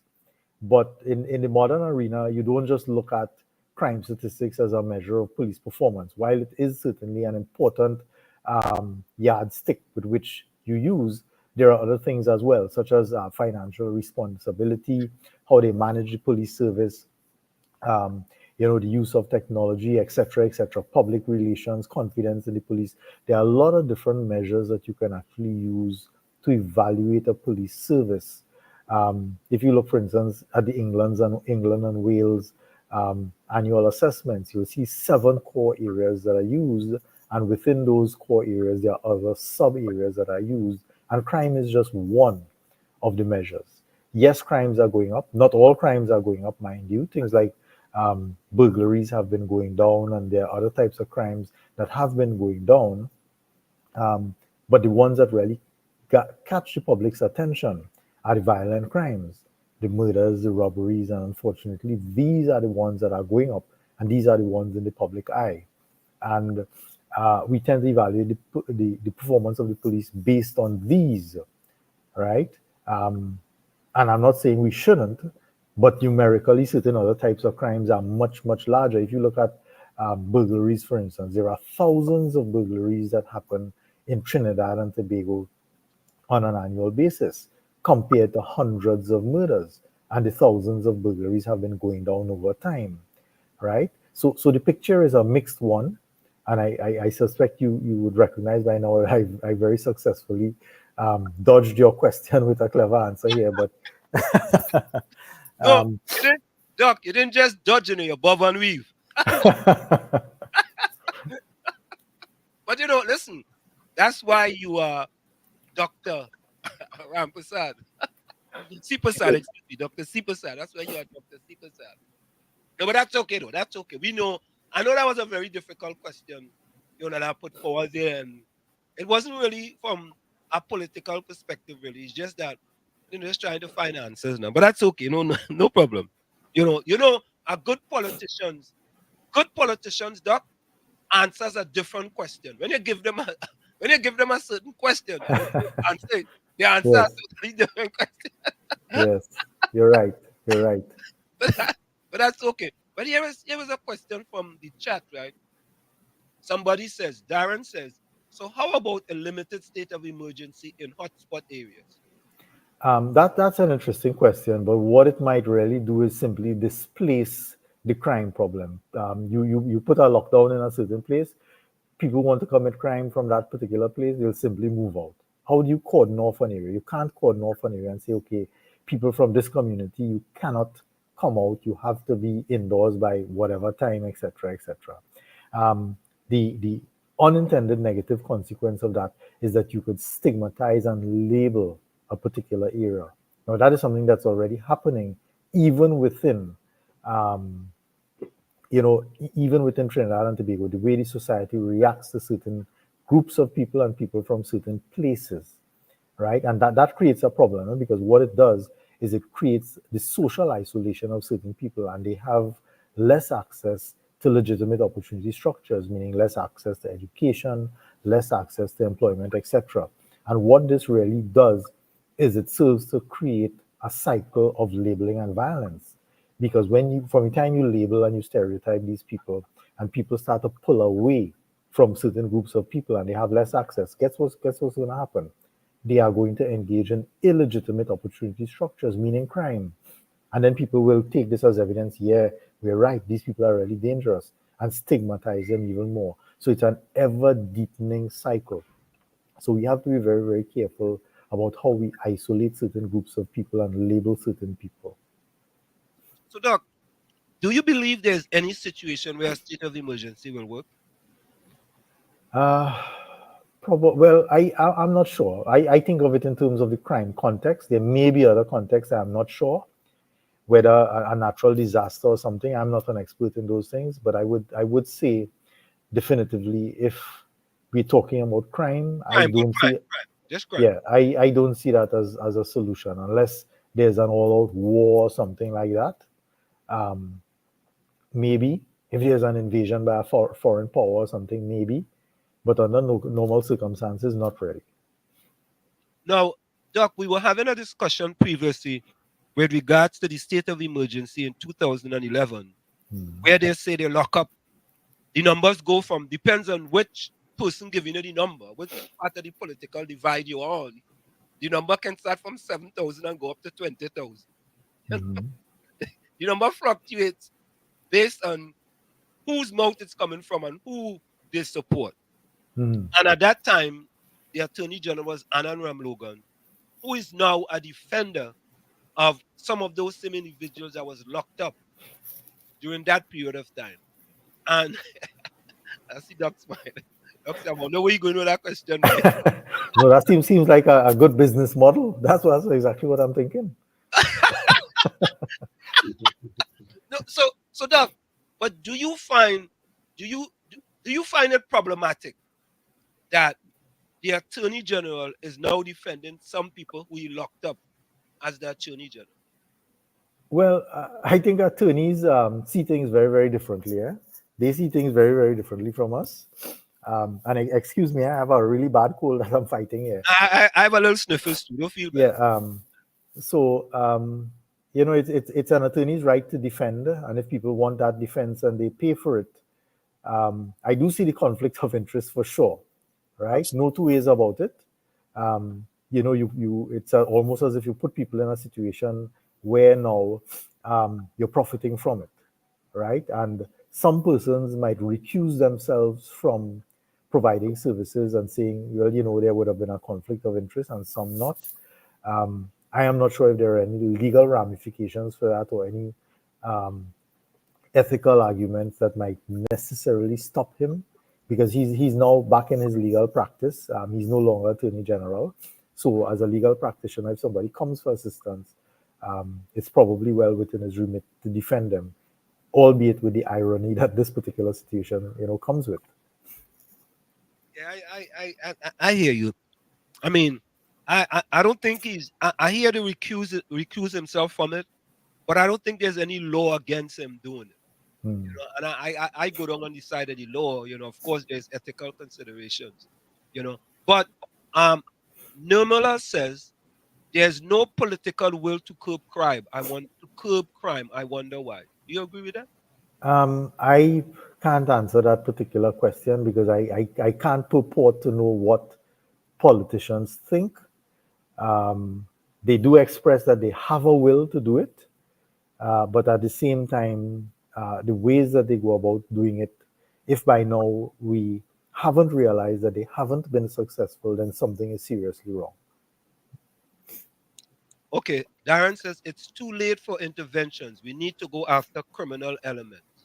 And they're doing that? I think they're doing that. Well, they have always been going after criminal elements. I agree that we do need to go and consistently so after criminal elements, but we do need the interventions as well, because there are other generations coming up who will end up in the same situation. There are youths who are growing up. You cannot simply leave them, to the influences in this particular society and let them go any way the wind blows. So we need both of them. Another person said, so if police officers is corrupted, then how can citizens trust to pass information? They're likely to end up dead. Well, I mean, it's a good point, but in my thinking, the majority of police officers are not corrupt. Yes, you have the 1 or 2 corrupt officers. And again, it comes back to the perception thing, because you will never know which ones are the corrupt ones versus which ones aren't.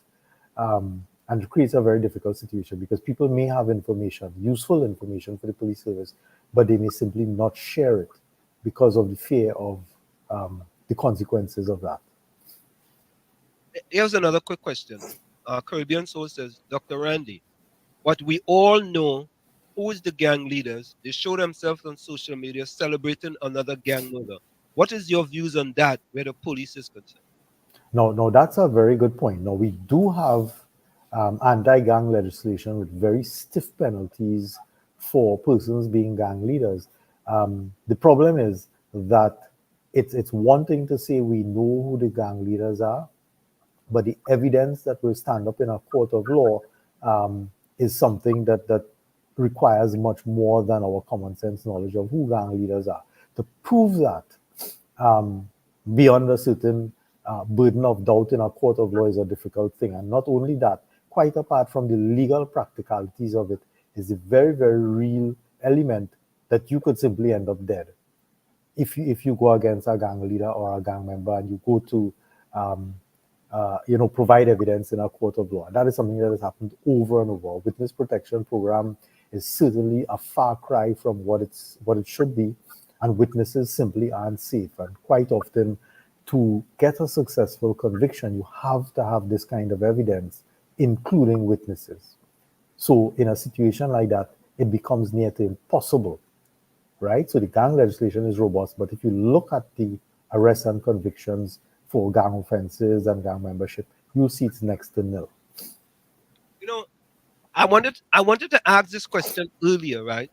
Because of, I look at statistics, and when I look at the amount of people living below the poverty line in Trinidad and Tobago, based on my statistics, the highest amount of people living below the poverty line in Trinidad and Tobago, there is 26% of black people living below the poverty line. There is 18% of black people unemployed. The question here from J.B. Harper, can we attribute the crime situation to socioeconomic? Yes, definitely yes. There is a wealth of literature that shows that economic deprivation is something that is related to criminal offending. And for a number of reasons, socioeconomic deprivation could be linked to crime. So that's a definite yes. We know that. We have to provide jobs, etc. So, Doc, to me, certain things are not that difficult of fixing. I'm saying because we have a budget. The budget will be between 50 to 60 billion, right? Right? And we allocate these budgets to social development, national security, Ministry of Education, Ministry of Agriculture, and so on and so forth. Right? I have said this. I have said I live in New Jersey. And in New Jersey, in almost all the towns, have a recreation department. And a recreation department put on sporting activities and other academic activities 390 days. I'm exaggerating here. 390 days for the year. There is always something to be done for the parents and their kids. Why can't we have a recreation department in all 41 constituencies across Trinidad and Tobago? And that is something quite interestingly. I'm glad you raised that, because the thing is, one of the things, and I'm drawing from very recent research in the Caribbean now, is showing that parental supervision and just having kids engaged makes a difference. You ever hear the phrase "idle hands are the devil's workshop"? That is absolutely true. Correct. And it's correct. a simple idea. It's not an expensive idea, and it is something that you can use the opportunity for all kinds of pro-social development to happen in those kinds of spaces and contexts, right? And it's a simple idea. So as I said earlier on, the ideas are there. It's not that the ideas are not there. It's just that they're not happening. But Doc, it upsets me. Here's why it upsets me. And they always tell Tommy and I, why don't you leave Trinidad alone? Why don't you live here? Doc, they're gonna build or they're gonna start a one lane road somewhere down in South. And they're gonna spend $65 million. Right? They say it's gonna have good traffic and all kind of thing like that, right? Doc, you see that 65 million? They could take half of that. Put a recreation department in all 41 constituency, pay employees, and have now all these kids involved in different it's both academics and athletics. Have these kids involved, keeping them busy. When they finish, they're tired, they go home and sleep. They don't have time to go for other things. Why don't they? How come we don't have people who are in the government who wants to think proactively rather than reactionary? Well, that is something I don't know, because as I said, it's not that the ideas aren't there, and that's a brilliant idea. It's a simple idea. It's one that there is a lot of empirical backing that something like that is effective, and yet, for some unknown reason, what we really see is a constant reduction in anything that redounds to social services or services to the people, including things like that, which could have a benefit. Yeah, I mean, and the only reason why Tommy and I we talk about that is because our kids growing up here was involved in recreation departments. And 7 days out of the week, they might be involved in some sort of recreational activity. And we taking them to a recreation center. They're playing basketball, they're playing football, and this is both indoors and outdoor because it's cold in the winter time, right? So in the winter time, they're inside doing something, and they have different shifts, they have different teams, and I'm saying that's such an easy solution, easy, easy, and it just amazes me, But then they don't want to hear from us because we don't live in Trinidad. That shouldn't matter though. Wherever the ideas come from, and it's obvious that you have a commitment to the country, I think that's what matters. And we will hope people will start to understand that that's the most important thing. It doesn't matter where the ideas are coming from. It's once you believe that this idea can help the country. That's right. And that's it. That's it. It's about Trinidad and Tobago at the end of the day, We know there's politics involved. We know politics is always involved in most things. But at the end of the day, as far as we are concerned, it's about country. All right? And the last question is this. How do you explain the high homicide rate in T&T And what are the factors? What do you think are the main factors that contribute to it? If I had to tell you, there are a lot of factors, first of all, right?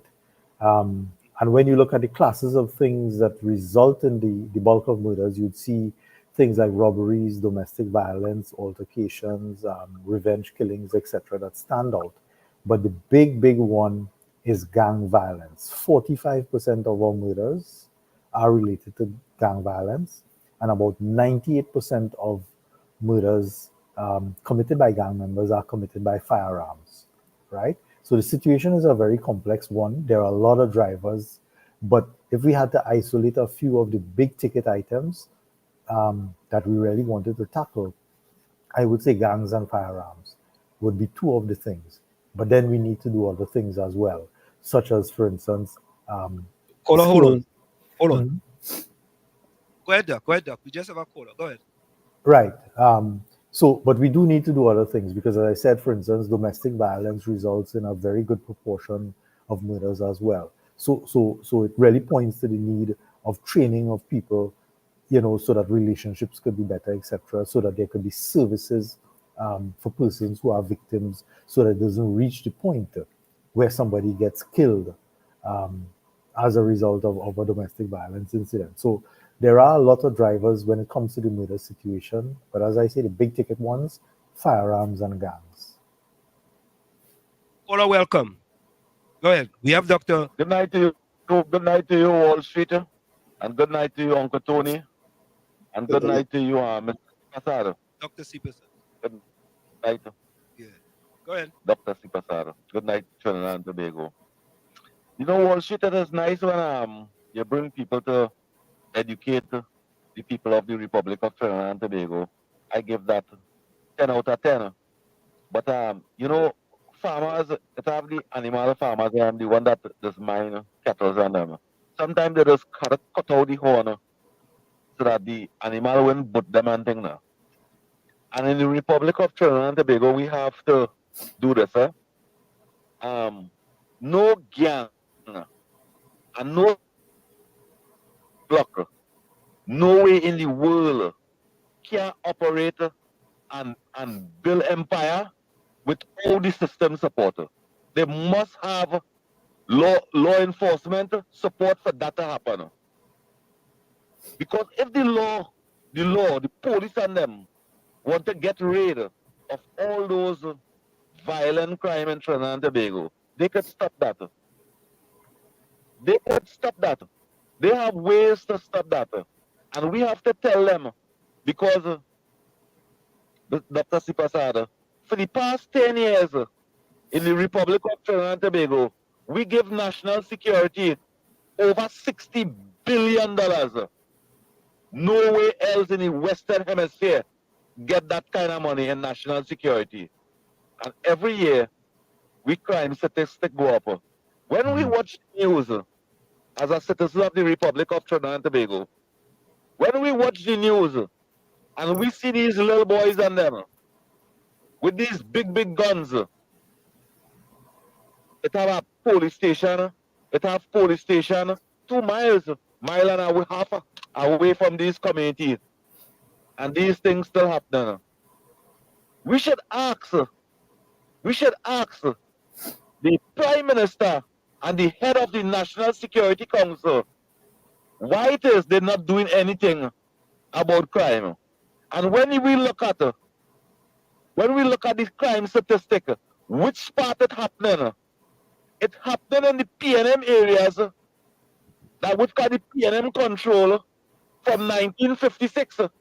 Those heinous crimes and them. All right. So, let me leave it there and answer. We only have a minute to go. Let's leave it there and answer. Thank you. All right. Yeah. Thank you. Doc, I don't know if you want to answer the political part because you're a criminologist. Well, I will make just one comment because there were a lot of things that was said there. And, I don't know if you're aware, but over the years, millions and millions of dollars of government funding has gone through the hands of gang leaders in Trinidad and Tobago, right? Through things like CPEP contracts and work contracts and all of that. And that is something that the intelligence agencies, the police, all sorts of different agencies have advised successive governments about not sending money through the hands of gang leaders Because what do you do when you do that? You empower them. They become larger than life, right? I've seen in intelligence reports that have said these people are receiving millions of dollars, and I kid you not, millions in government funding, and then using it to buy arms and ammunition, right? So the thing is, yes, the government or successive governments are trying to provide employment in impoverished areas, but when you have the gang leader, who is the man putting food on the table, who is the man providing jobs, you have that as a person that youths must come to when they seek employment. What do you think is going to happen in a particular community? You empower a gang leader to the point where people in the community have no option but to depend on the gang leader, right? And they therefore develop a level of commitment and whatever to the gang leaders. So in a sense, you've empowered gangs, you've made them more entrenched in the communities that they are, despite everybody in intelligence, law enforcement, telling successive governments, do not give gang leaders money. Where else in the world that happens? Probably nowhere else. So, Doc, just hold that thought for a minute. We're going to go for a quick break, and when we come back, we're going to wrap up.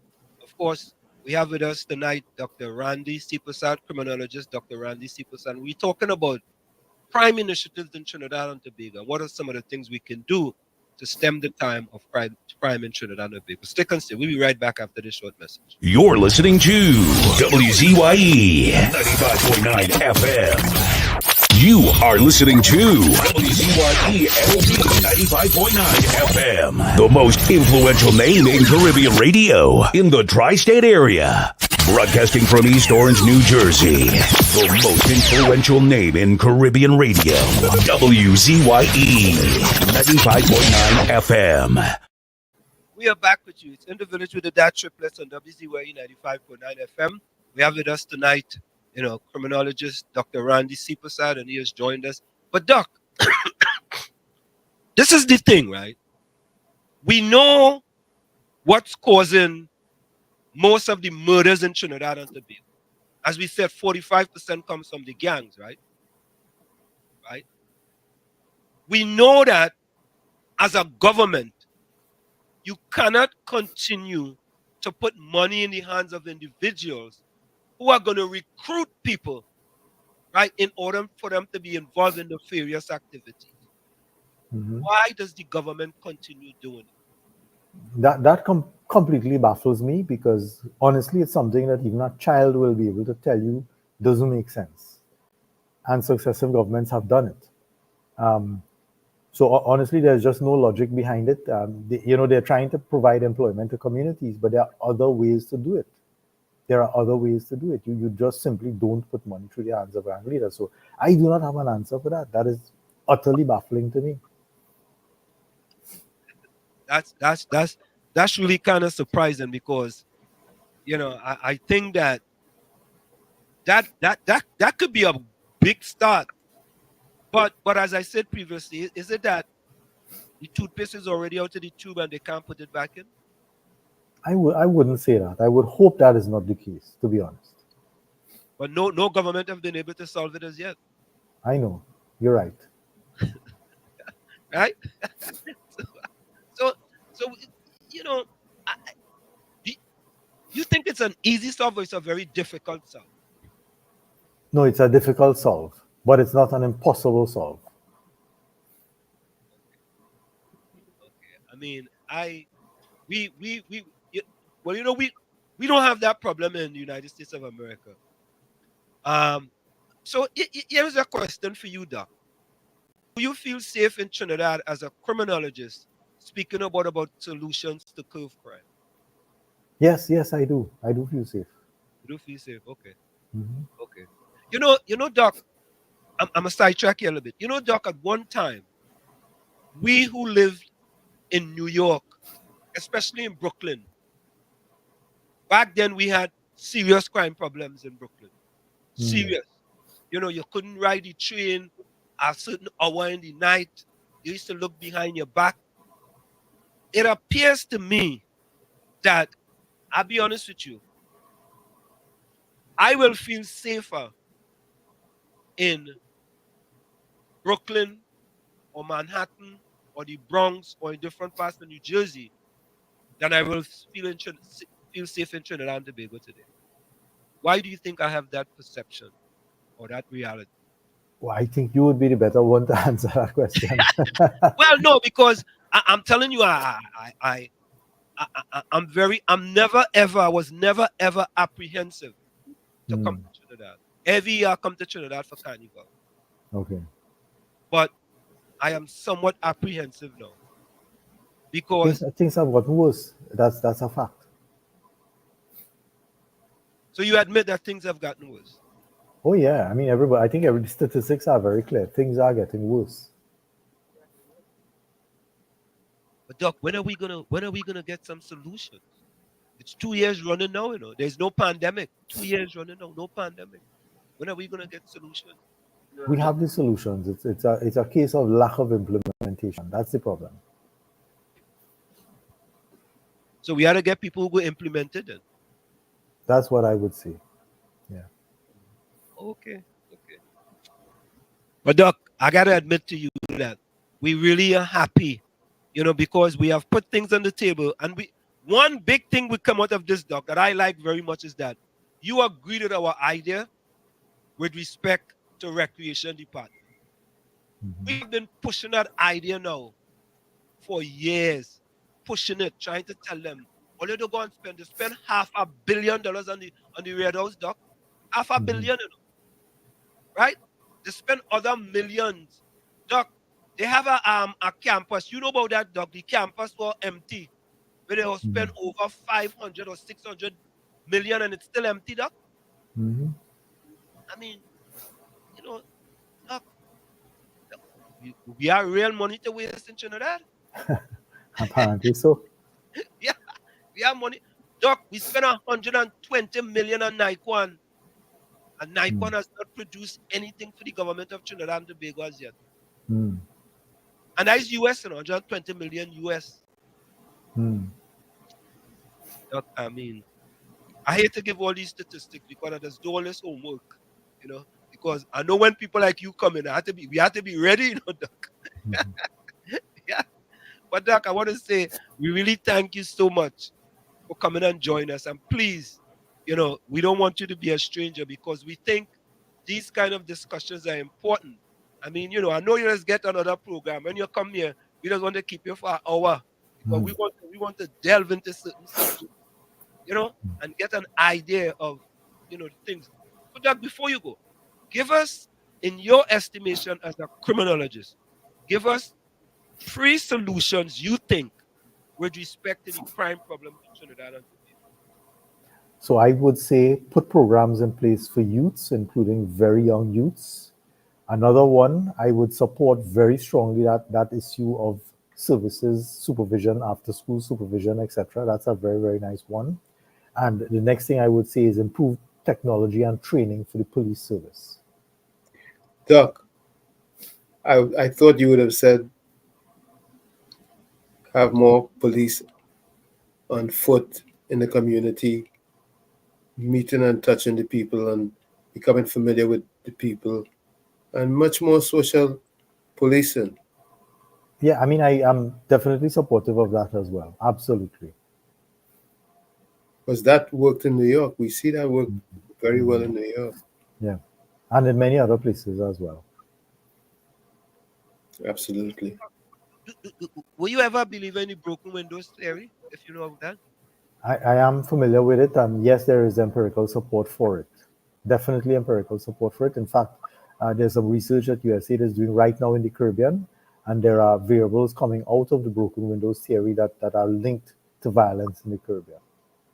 Okay, wonderful. Doc, and again, we want to thank you so much for taking the time. Any closing words before you go? Oh, no, just thank you for the opportunity. I really do appreciate it. All right, thank you so much. Appreciate you. Thank you. All right, thank you. Take care. Take care. Bye-bye. All right, bye-bye. Bye-bye. Yeah. There you have it, Tommy. Yeah. Interesting, eh? Very interesting. Very interesting. And Tommy, that's all that we do, you know. That's all we do. You know? Yeah, but the social component of policing has to increase leaps and bounds in Trinidad and Tobago. Yeah, boy.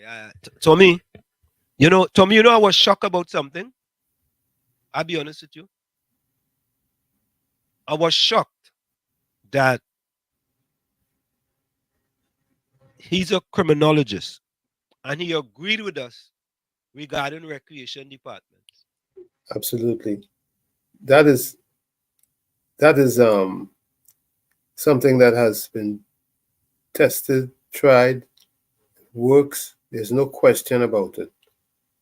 In on all fronts, whether it's sports, whether it's arts and culture, it works. It certainly works. And the thing about it, Tommy, is that when we hear people like President, you understand, coming and talking about, hey, you don't live here. We don't want to hear all you don't live here. And my partner who sent my voice note, the same type of thing. I just have to say, if you think education is expensive, try ignorance. Ignorance. That's When all you are it going to is. say, we don't live here, all you run away from the country. Oh, God. That is your thinking, boy. That is your level of thinking. Yeah. It's sad, man. Right? But Tommy, what we have to say is that when we have people who are learned, I'm making up that word, learned. Not make up that word, learned. And they come here, many of the times they agree on some of the solutions that we are putting on the table. Absolutely. Yeah? Yeah, because the solutions are sound. The solutions are sound. Because they have been tried and tested. That's right. You don't need to try to figure out if it go work. You understand? We know that it works. Let me before we go any further, let me say goodnight to Nadia. I saw her in the chat earlier. Yeah. Denise G, welcome also to the chat. Thank you guys for being loyal villagers, and we appreciate you. And we miss you when you're not here. Yeah, Caribbean Soul Saints, Wall Street, we had that in 2010, 2015. I'm not saying that because I'm a UNC, it's facts. Since Rowley came, the Savannah has been empty. No children playing sports. Tommy, boy, I tell you, boy, when you have easy solutions. Oh, Tommy, another thing, I saw this, right? And I was really happy to see this.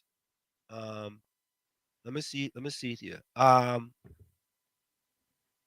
This year, the primary school, and I deviating here a little bit, the primary school champion in steel band.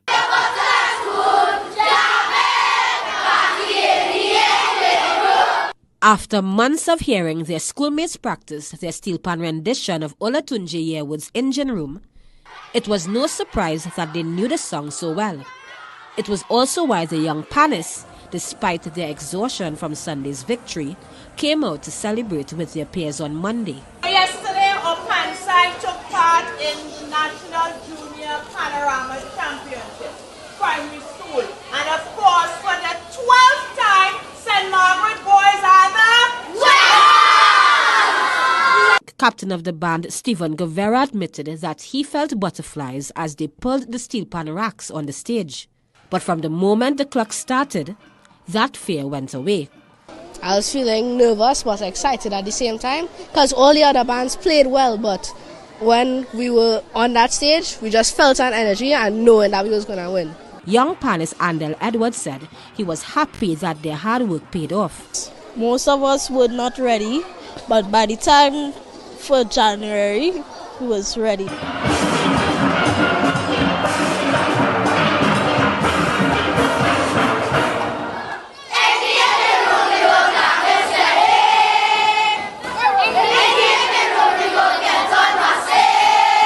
A win that came just in time for Principal Colette Perez's retirement. I've been an educator for almost 33 years. I've been principal here at St. Margaret's. This will be my 16th and final year here at the school. The principal believes arts and sports motivate the students academically and keep them disciplined. She attributes these for their continuous victory, as well as the support from staff, the PTA and the arranger, Corel Taylor, who is a former student. And there is this mentorship right through from leaving primary school into the junior band, into the senior band. So it's safe to say St. Margaret's victory was a team effort. Oh, we are elated. Boys, how are we feeling today?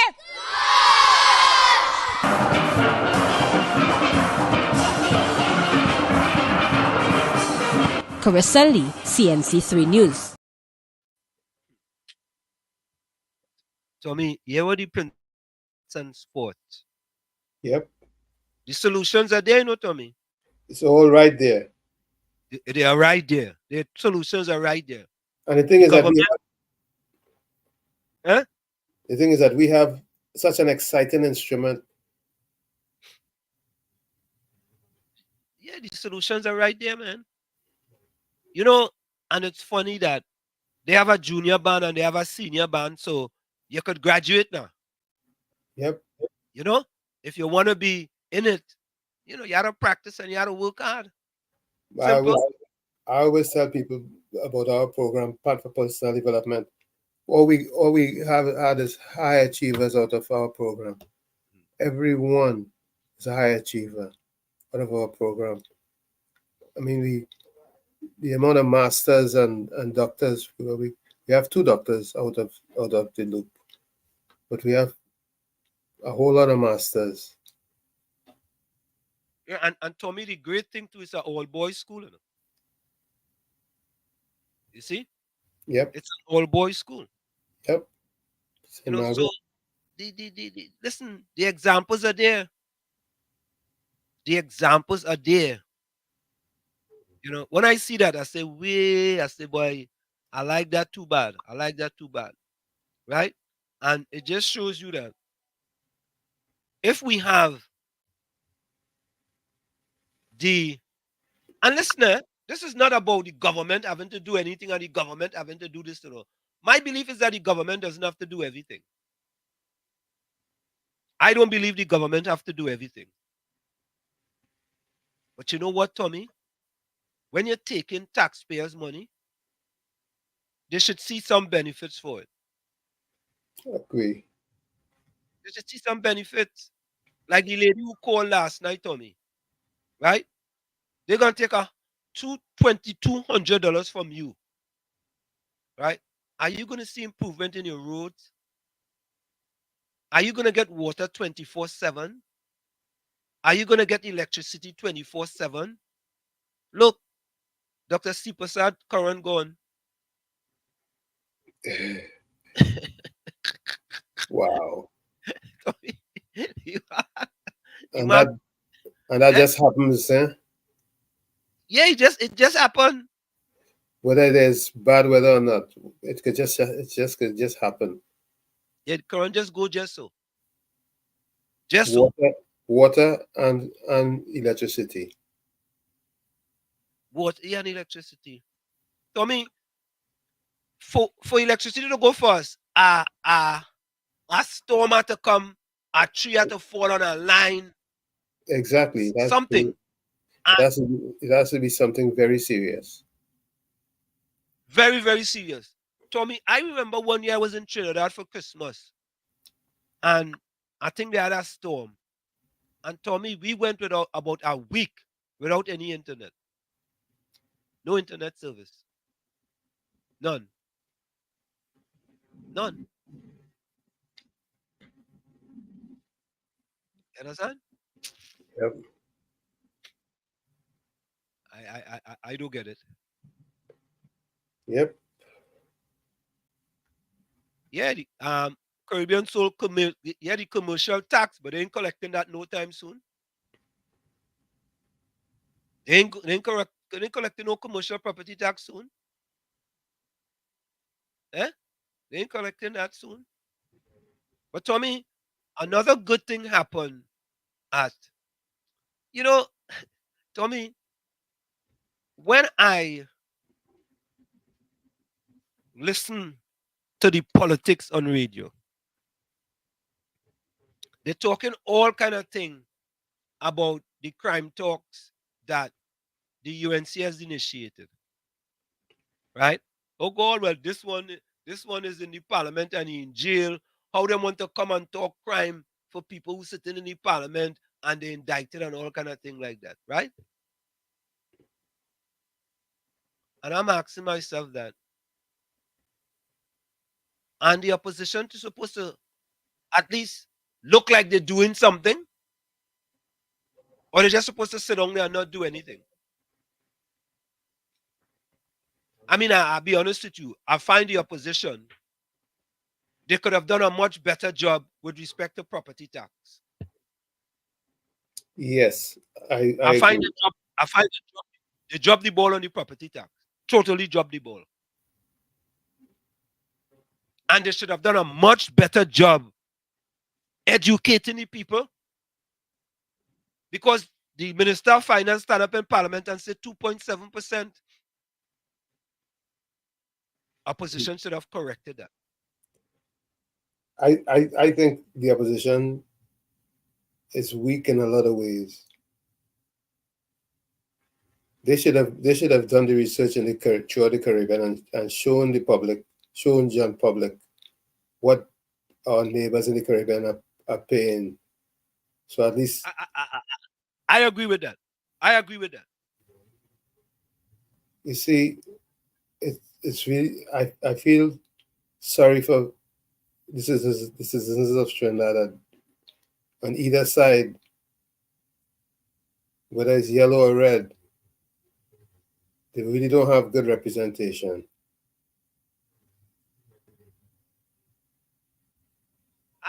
I find, Tommy, that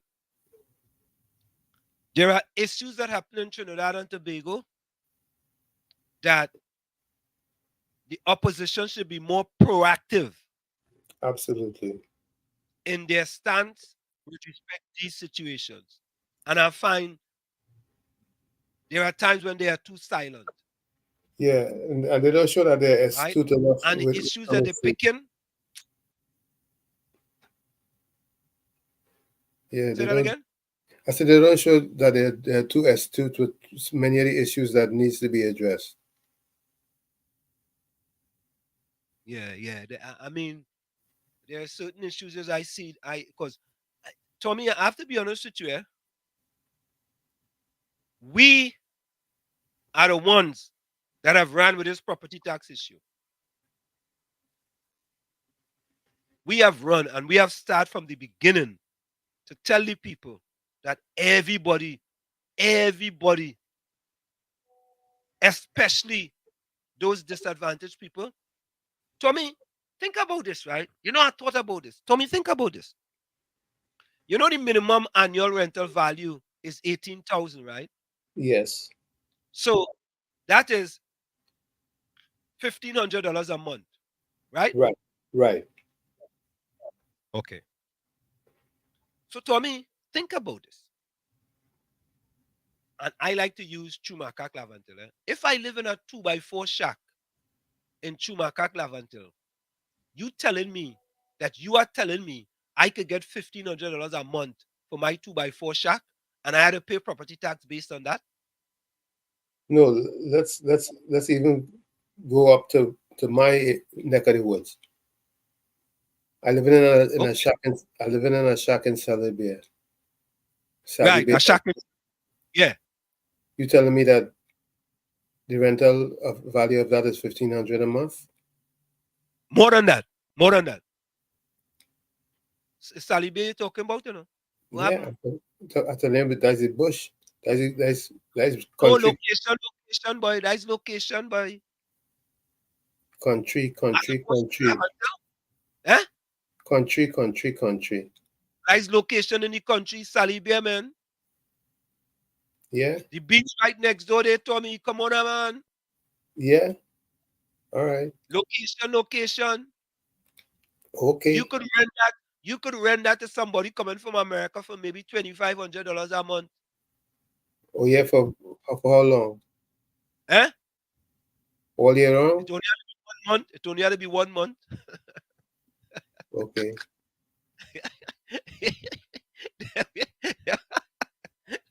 And somebody All who them comes had to do is calculation for 1 month, you know. so somebody And comes that's from America. Somebody comes from America where they have electricity and running water and all the amenities, and I have a 2x4 shack that I just threw up. I'm gonna rent that for 25. They're gonna rent that for 2,500. Yes. You can get that for not if you're gonna not that you're gonna rent it for that, you know. If you rent it, you could get that. Nah. Big difference. Nah. If There are 2 hotels right there that they can go to. They would most likely go to the hotel. Well, that hotel is a residential property. Nope. Or is that commercial? If it's a commercial, they ain't pay no property tax. True. And then there's and then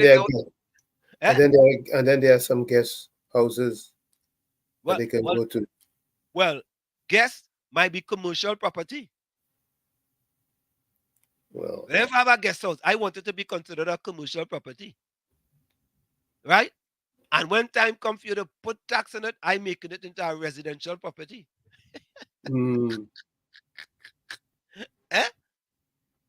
Yep.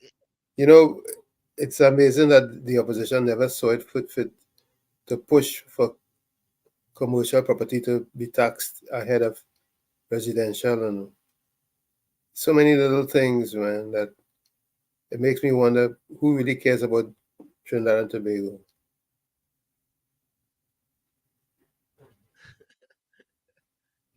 To me, Caribbean so say you have to pay kingfish price for that property. Yeah. Uh-huh. You talking about Salibi and you talking about Chumaka Clavantil. I thought about that, Tommy. The minimum is 18,000 a year.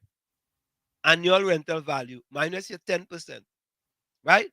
You telling me I living up there, I could get 18,000 minus 10%? You telling me that, you know?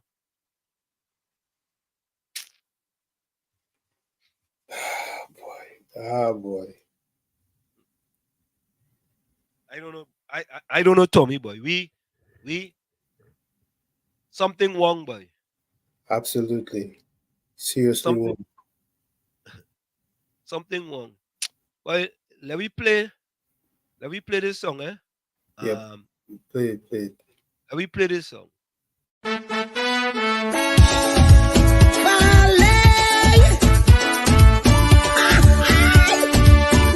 you, boy.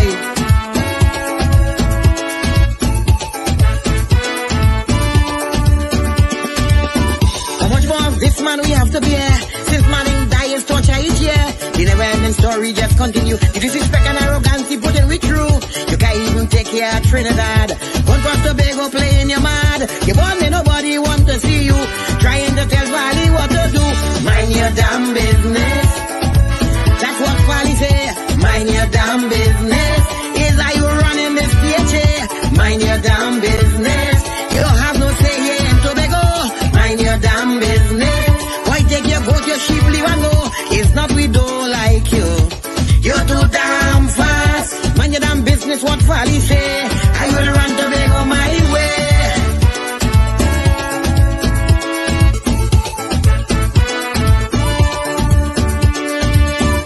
On the other hand, I have it out here.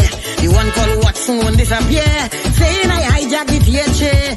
Me and the gang running it my way. Watson boy, you have no shame. If not me on video playing tour game. I's a decent man, you see. Respect my wife and my family. Mind your damn business. Watson, your eye too long. Mind your damn business. You and Rowley wearing the same crown. Mind your damn business.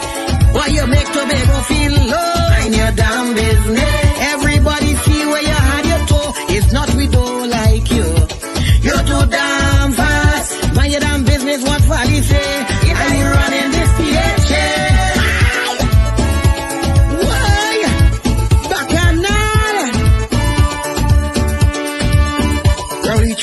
and Tobago too. Ask me to send this message to you. To sit down and mark out the chair. Call the election right away. People dying all around the country. You playing golf, make yourself happy. You don't say who dead, they don't bother you. Money only what the hell you go put me through. Mind your damn business. Big award for you. Mind your damn business. Why they don't know the things they don't do. Mind your damn business. You Mr. Arrogant, you feel you have class. Mind your damn business. It's time train, they go get rid of your ass. If not, we don't like you. You're too damn fast. Mind your damn business, what Fally say. Is that you running this DHA?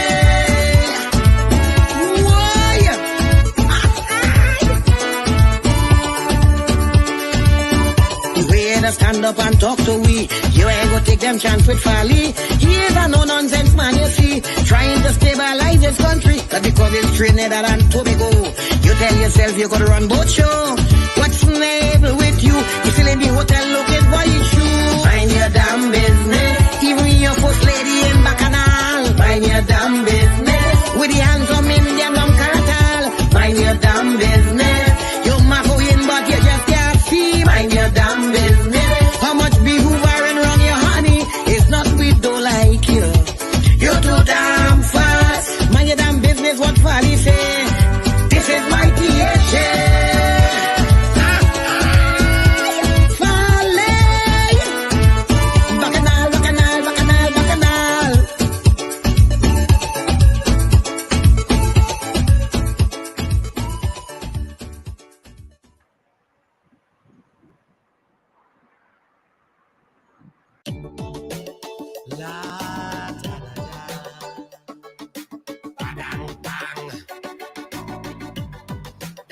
Me cars go bang bang.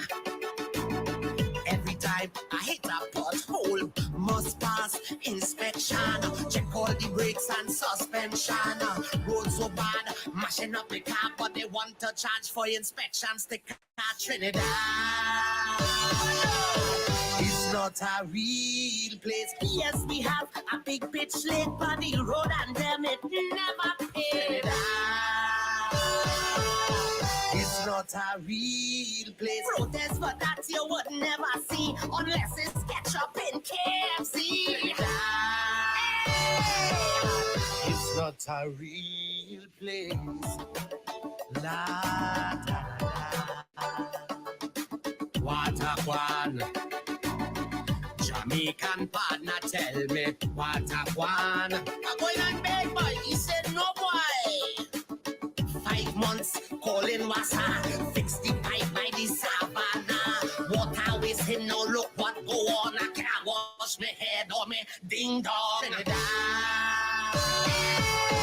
It's not a real place. Coming to cut if your bill not clear. Paying for water, you're getting air. It's not a real place. The only place in the world you go see when the pipe water brown like morphine. It's not a real place. La da da. More.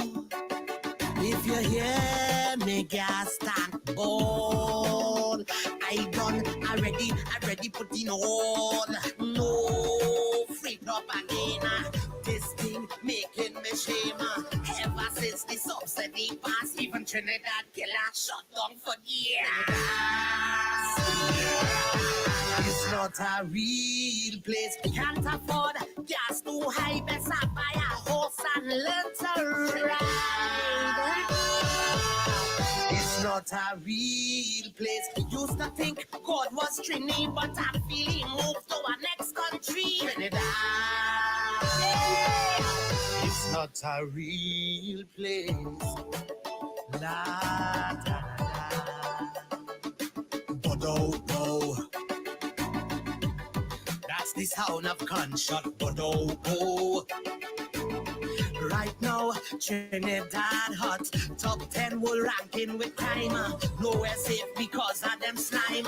Murder, robbery, and Clyde. Look, the thief, me jockey shorts off the line. It's not a real place. The Minister of National Security say it's not a walk to fight crime, you see. It's not a real place. Blessed land, it was so nice. Heaven on earth, a sweet paradise. It's not a real place. La, da, da.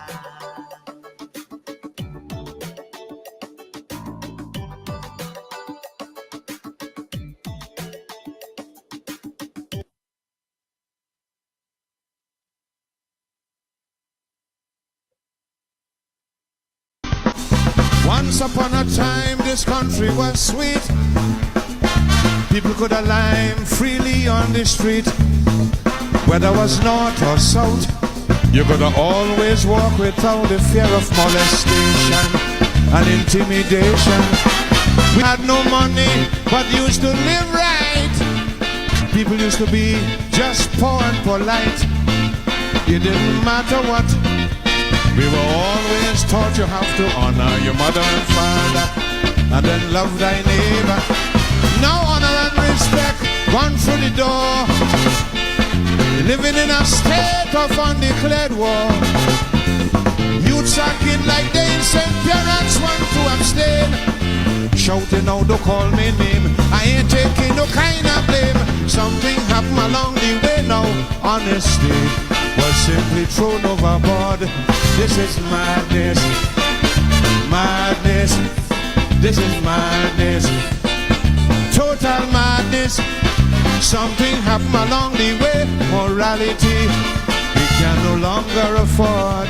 This is madness, madness, this is madness, total madness. What's going on in my country, Lord? Tell me what is wrong, I want to know. Hijackers, kidnappers, multiple murderers. Trinidad and Tobago long ago was never, never so.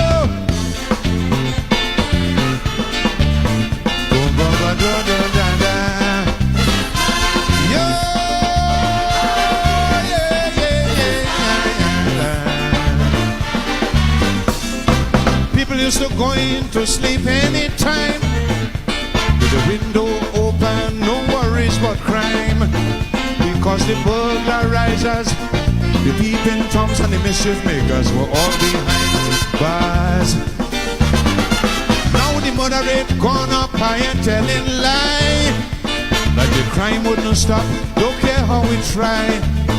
The realization is that the laws of the nation is in chaos and total breakdown. Rationality is no longer the norm. Might well be we need more social reform. Calypsonians do find in themselves in incessant sexual act, but allegations can't be used as fact. So not me, I ain't touching that. Something happened along the way. Self-respect seems to have little value. This is madness, madness, this is madness, total madness.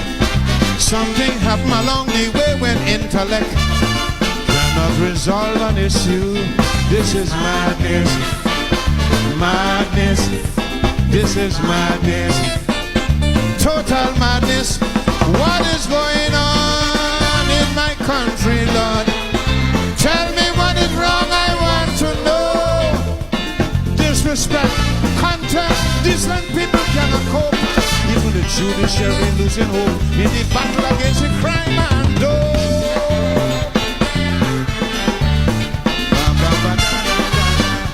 This is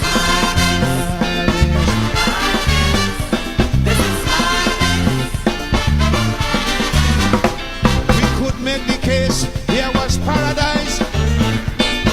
No other place on earth was so nice. On land or sea or foam. Once your neighbors string the berry here, you must come back home. Living was easy, now things get so tense. The reason is clearly too much violence. I said the wicked and the evil intimidates and terrorizes the decent people.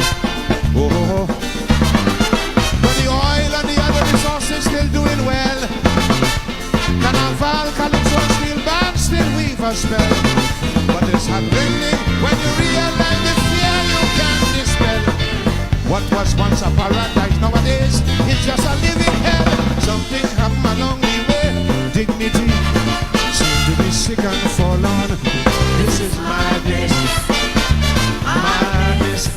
This is madness. Total madness. Something happened along the way. Integrity is all but over and done. This is madness. Madness. This is madness. Total madness. What is going on in my country, Lord? Tell me what is wrong, I want to know. Why we cast aside intelligence and abandon common sense with unprecedented violence, for which there is little defense. Hey, hey.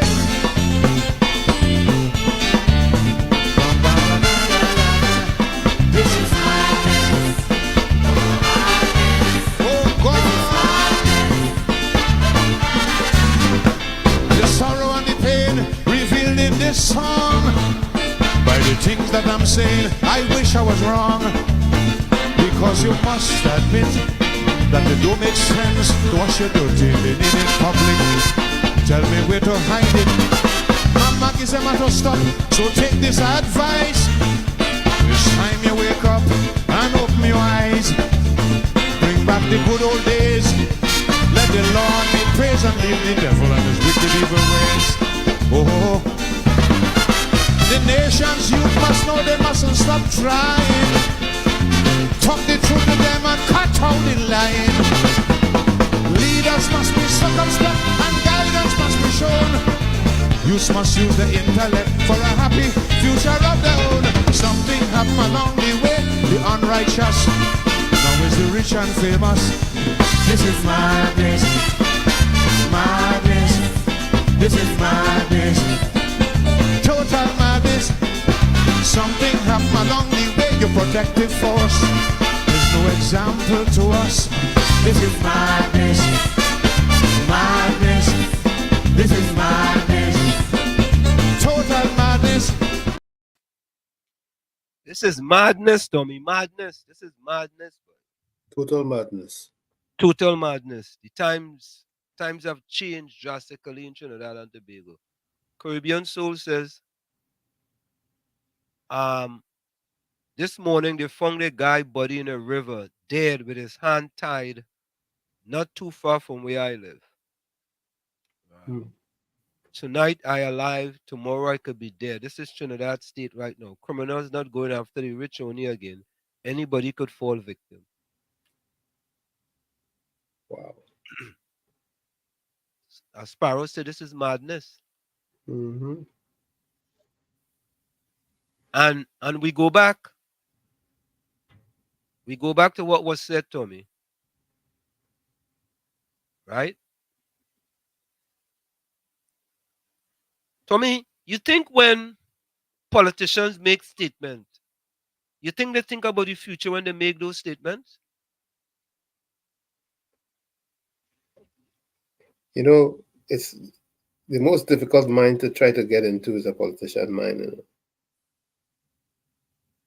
Okay. Think about what I said. No, I understand what you're saying.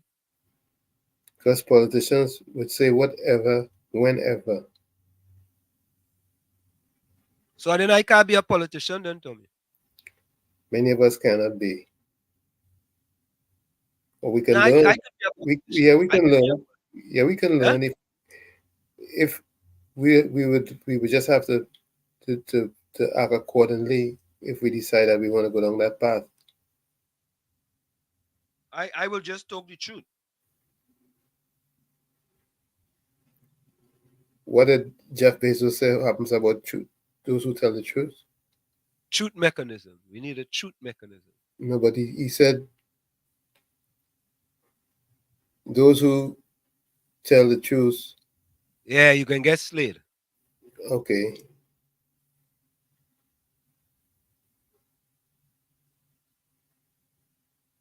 So if you want to play, you'll have to play by the rules. So you gotta lie then. You can't tell the truth. Not if you wanted to succeed.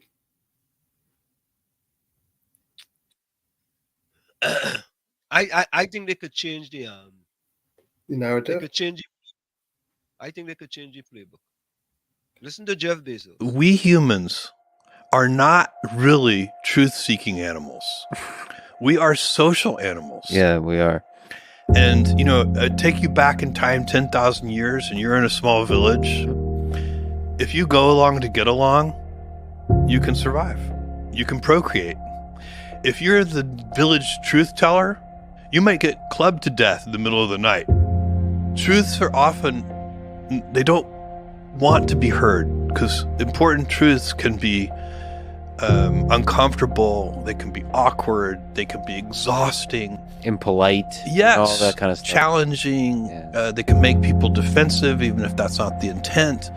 But any high-performing organization, whether it's a sports team, a business, you know, a political organization, an activist group, I don't care what it is, any high-performing organization has to have mechanisms and a culture that supports truth-telling. We humans are not really truth-seeking animals. We are social animals. Yeah, we are. And, you know, take you back in time 10,000 years and you're in a small village. If you go along to get along, you can survive. You can procreate. If you're the village truth teller, you might get clubbed to death in the middle of the night. Truths are often, they don't want to be heard because important truths can be uncomfortable, they can be awkward, they can be exhausting, impolite, yes, all that kind of stuff. Challenging. They can make people defensive, even if that's not the intent. But any high-performing organization, whether it's a sports team, a business, you know, a political organization, an activist group, I don't care what it is, any high-performing organization has to have mechanisms and a culture that supports truth-telling.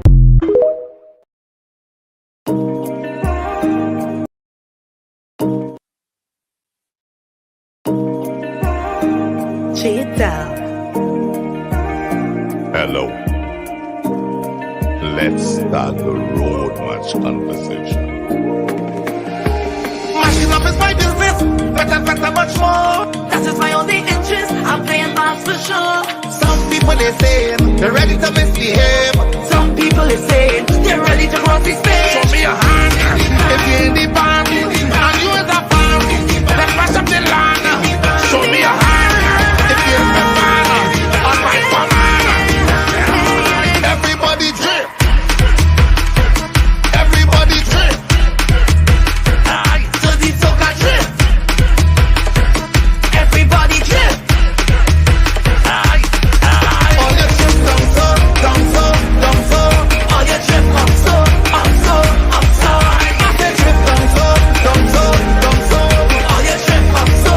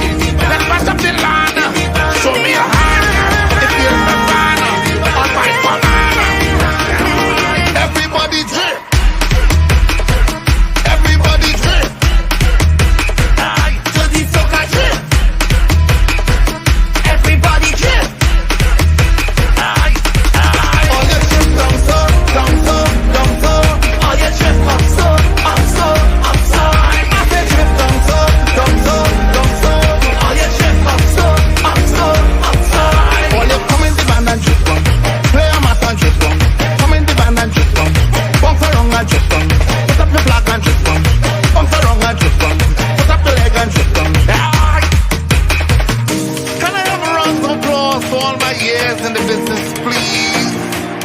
My name is, my name is, my name is, my name is. Show me a hand if you're in the band and you is a fan. Let's match up the land. Show me a hand if you're a fan on my banana. Everybody drip. Everybody drip. To the soca drip. Everybody drip. All your drip down so, down so, down so.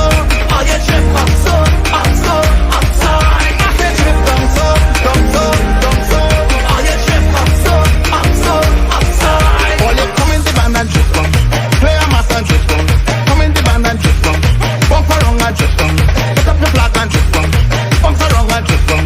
Put up the leg and drip down.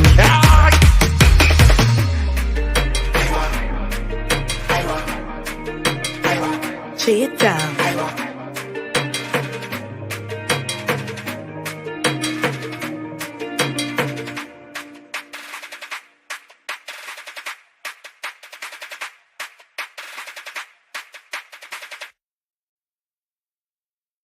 I think that one could win road match, but Well, you had to hear the rest too, eh?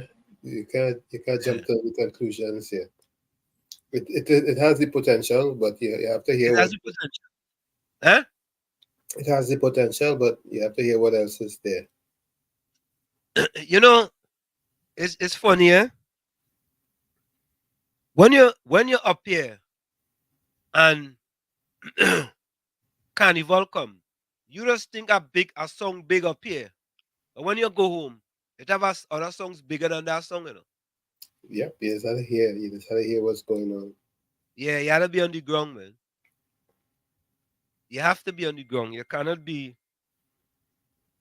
in foreign and figure out a song might be a big song. A song might be even close. Yeah, because when I heard last year's road march, I saw some youths really getting on it the first time I heard it. And I said, What was last year road match? was Bungie, what was it again, boy? With Fayan? No, it was Bungie, man. I remember, nah? Let me see if I remember. I remember that one at all. But I just go to show you.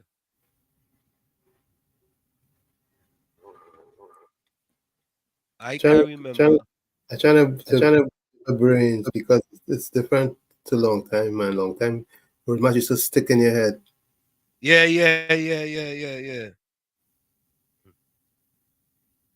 2023 road match. Let me see.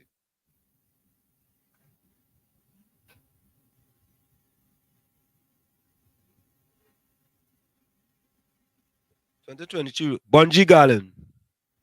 Hard Fet. Yeah, hard fit, but trying to remember how it go again. Hold on, let me see if I get it. Hold on, I think I get it.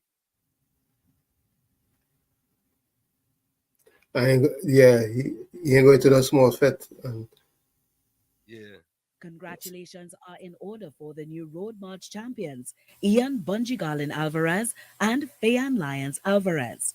The Trinbago Unified Calypsonian Organization TUCO issued its congratulations to the husband and wife team as their power soca hit Hard Fet dominated the competition.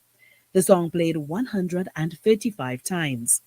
Coming in second, calling it a people song with a people story from a particular era, the Viking took to social media thanking God, his wife, team, band, supporters, and fans for the tremendous love congratulated her husband on his historic win.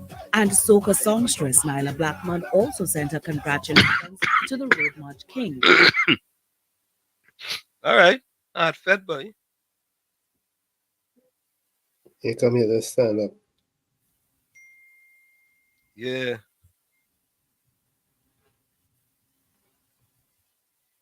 Okay. You remember how to sing Hard Fit? Nah, I remember that at all. I don't remember that at all. That's how it is. You just can't remember. Or 2022, you remember what was your match? Yeah. Wasn't that Iowa with Iowa, yeah. Yes? Huh? Yeah, Iowa won that 22. Yeah, with Kiss. Yeah, I remember that one.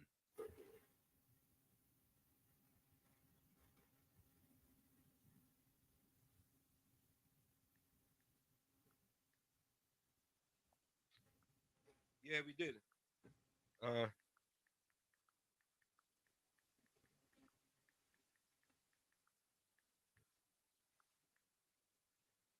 right. So, Tommy, let me give my closing comment. Again, we want to thank Dr. Randy Seepersad for joining us. We find that was a very spirited discussion. You know, Tommy, one other thing before we go, I wanted to address something here. I was disappointed when I saw this. Let me see where this is. This post somebody put up. Oh, you know what? Okay, here it is. It says Pan headquarters in the country that invented Pan. Or they want me to trust black people to run a country? Rainier S. Hospitales. Wow. That's unacceptable. Yeah. That was not nice at all.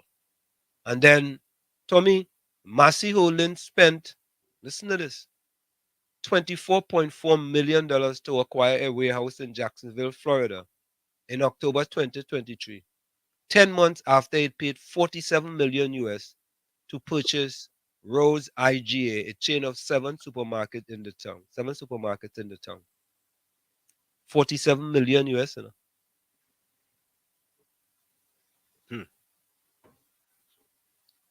Fellas and them have no problem to get US currency. You understand that, right? At all. Them have no problems to get in US currency.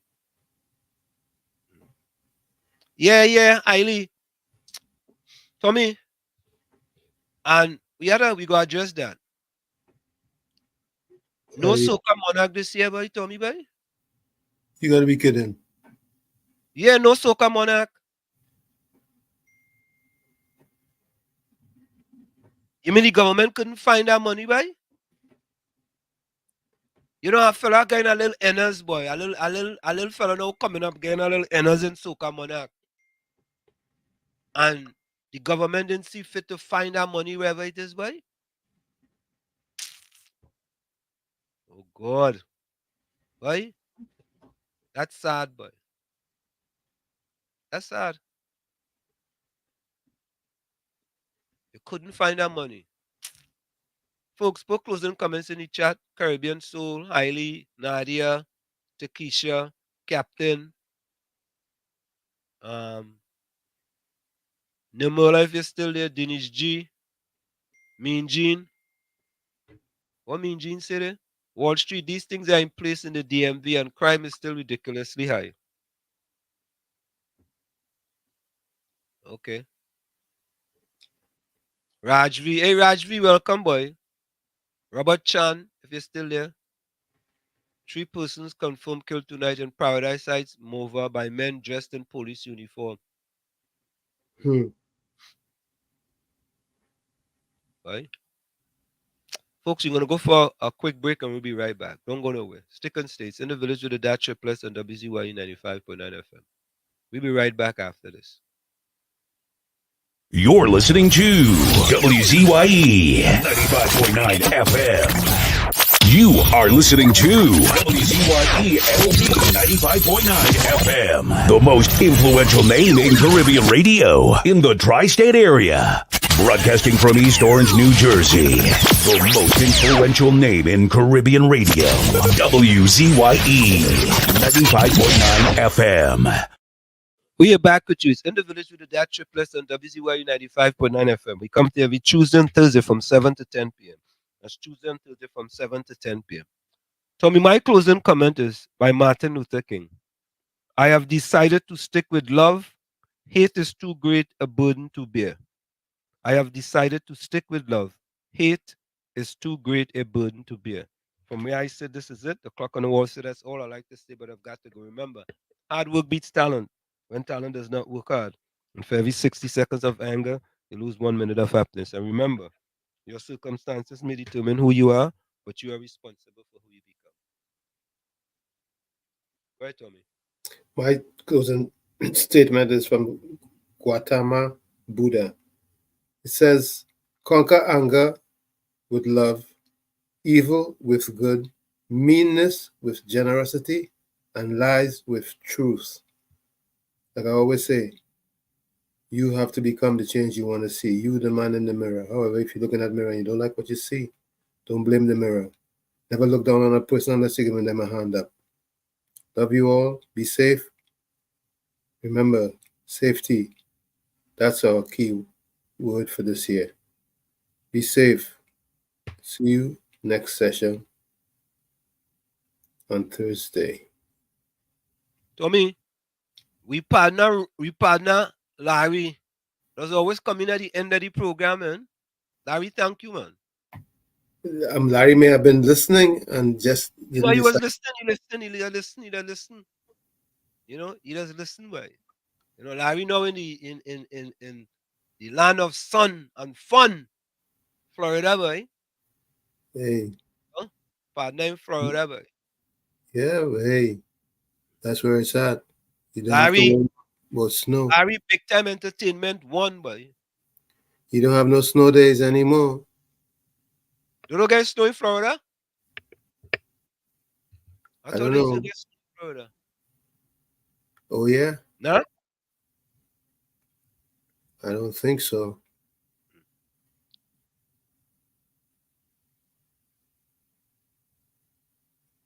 Yes. All right, folks. So, folks, it's always a pleasure. Remember, we on again on Thursday from 7 to 10 p.m., bringing you more information. You know, you never know when you're coming to the village who we'll bring into the village. You know, and we always try to inform you, bring information that's informative that you could learn something when you come into the village. You know, it's not always a thing every time you come in is UNC PNM, UNC PNM. Yeah? Right? So, of course, we're going to go out with Lady Gypsy. Unless Tommy want to go to the next song. No, we can do Lady Gypsy. Let me see who somebody just come in here. All right. Caribbean Soul says, I don't know what to tell people in a closing comment. I would just say, wake up and live. That's good enough, man. Nice, nice.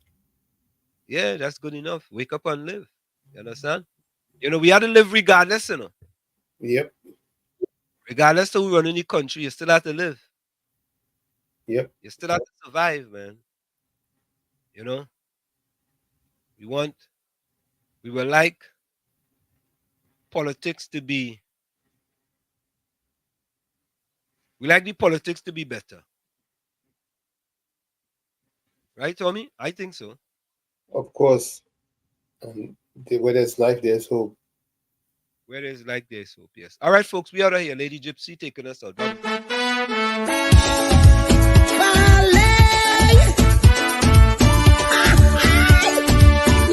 you, boy.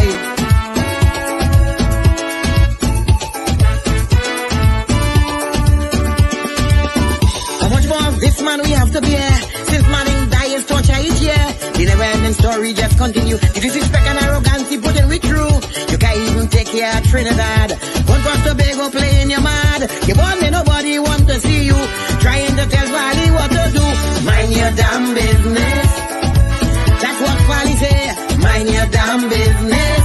Is how you running this PHA. Mind your damn business. You have no say here in Tobago. Mind your damn business. Why take your goat, your sheep, leave and go? It's not we don't like you. You're too damn fast. Mind your damn business, what Valley say. I will run Tobago my way.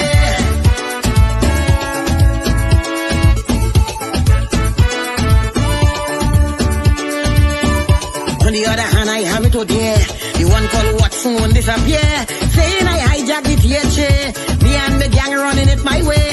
Watson boy, you have no shame. If not me on video playing tour game. I's a decent man, you see. Respect my wife and my family. Mind your damn business. Watson, your eye too long. Mind your damn business.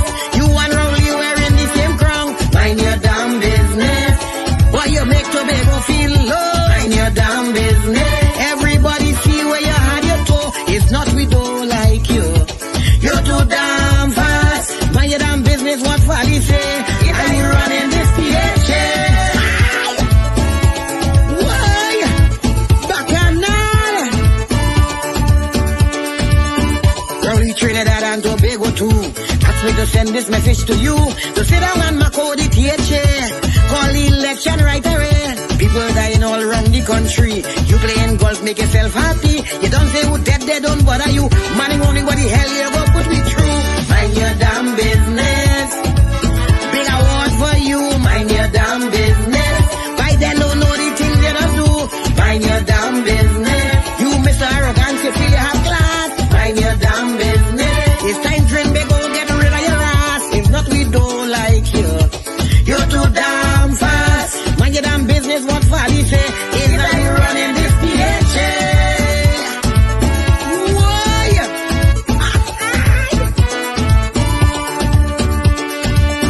The way to stand up and talk to we. You ain't go take them chance with Fally. He is a no-nonsense man, you see. Trying to stabilize his country. But because it's Trinidad and Tobago, you tell yourself you gotta run both show. What's able with you? You still in the hotel looking for your shoe. Mind your damn business.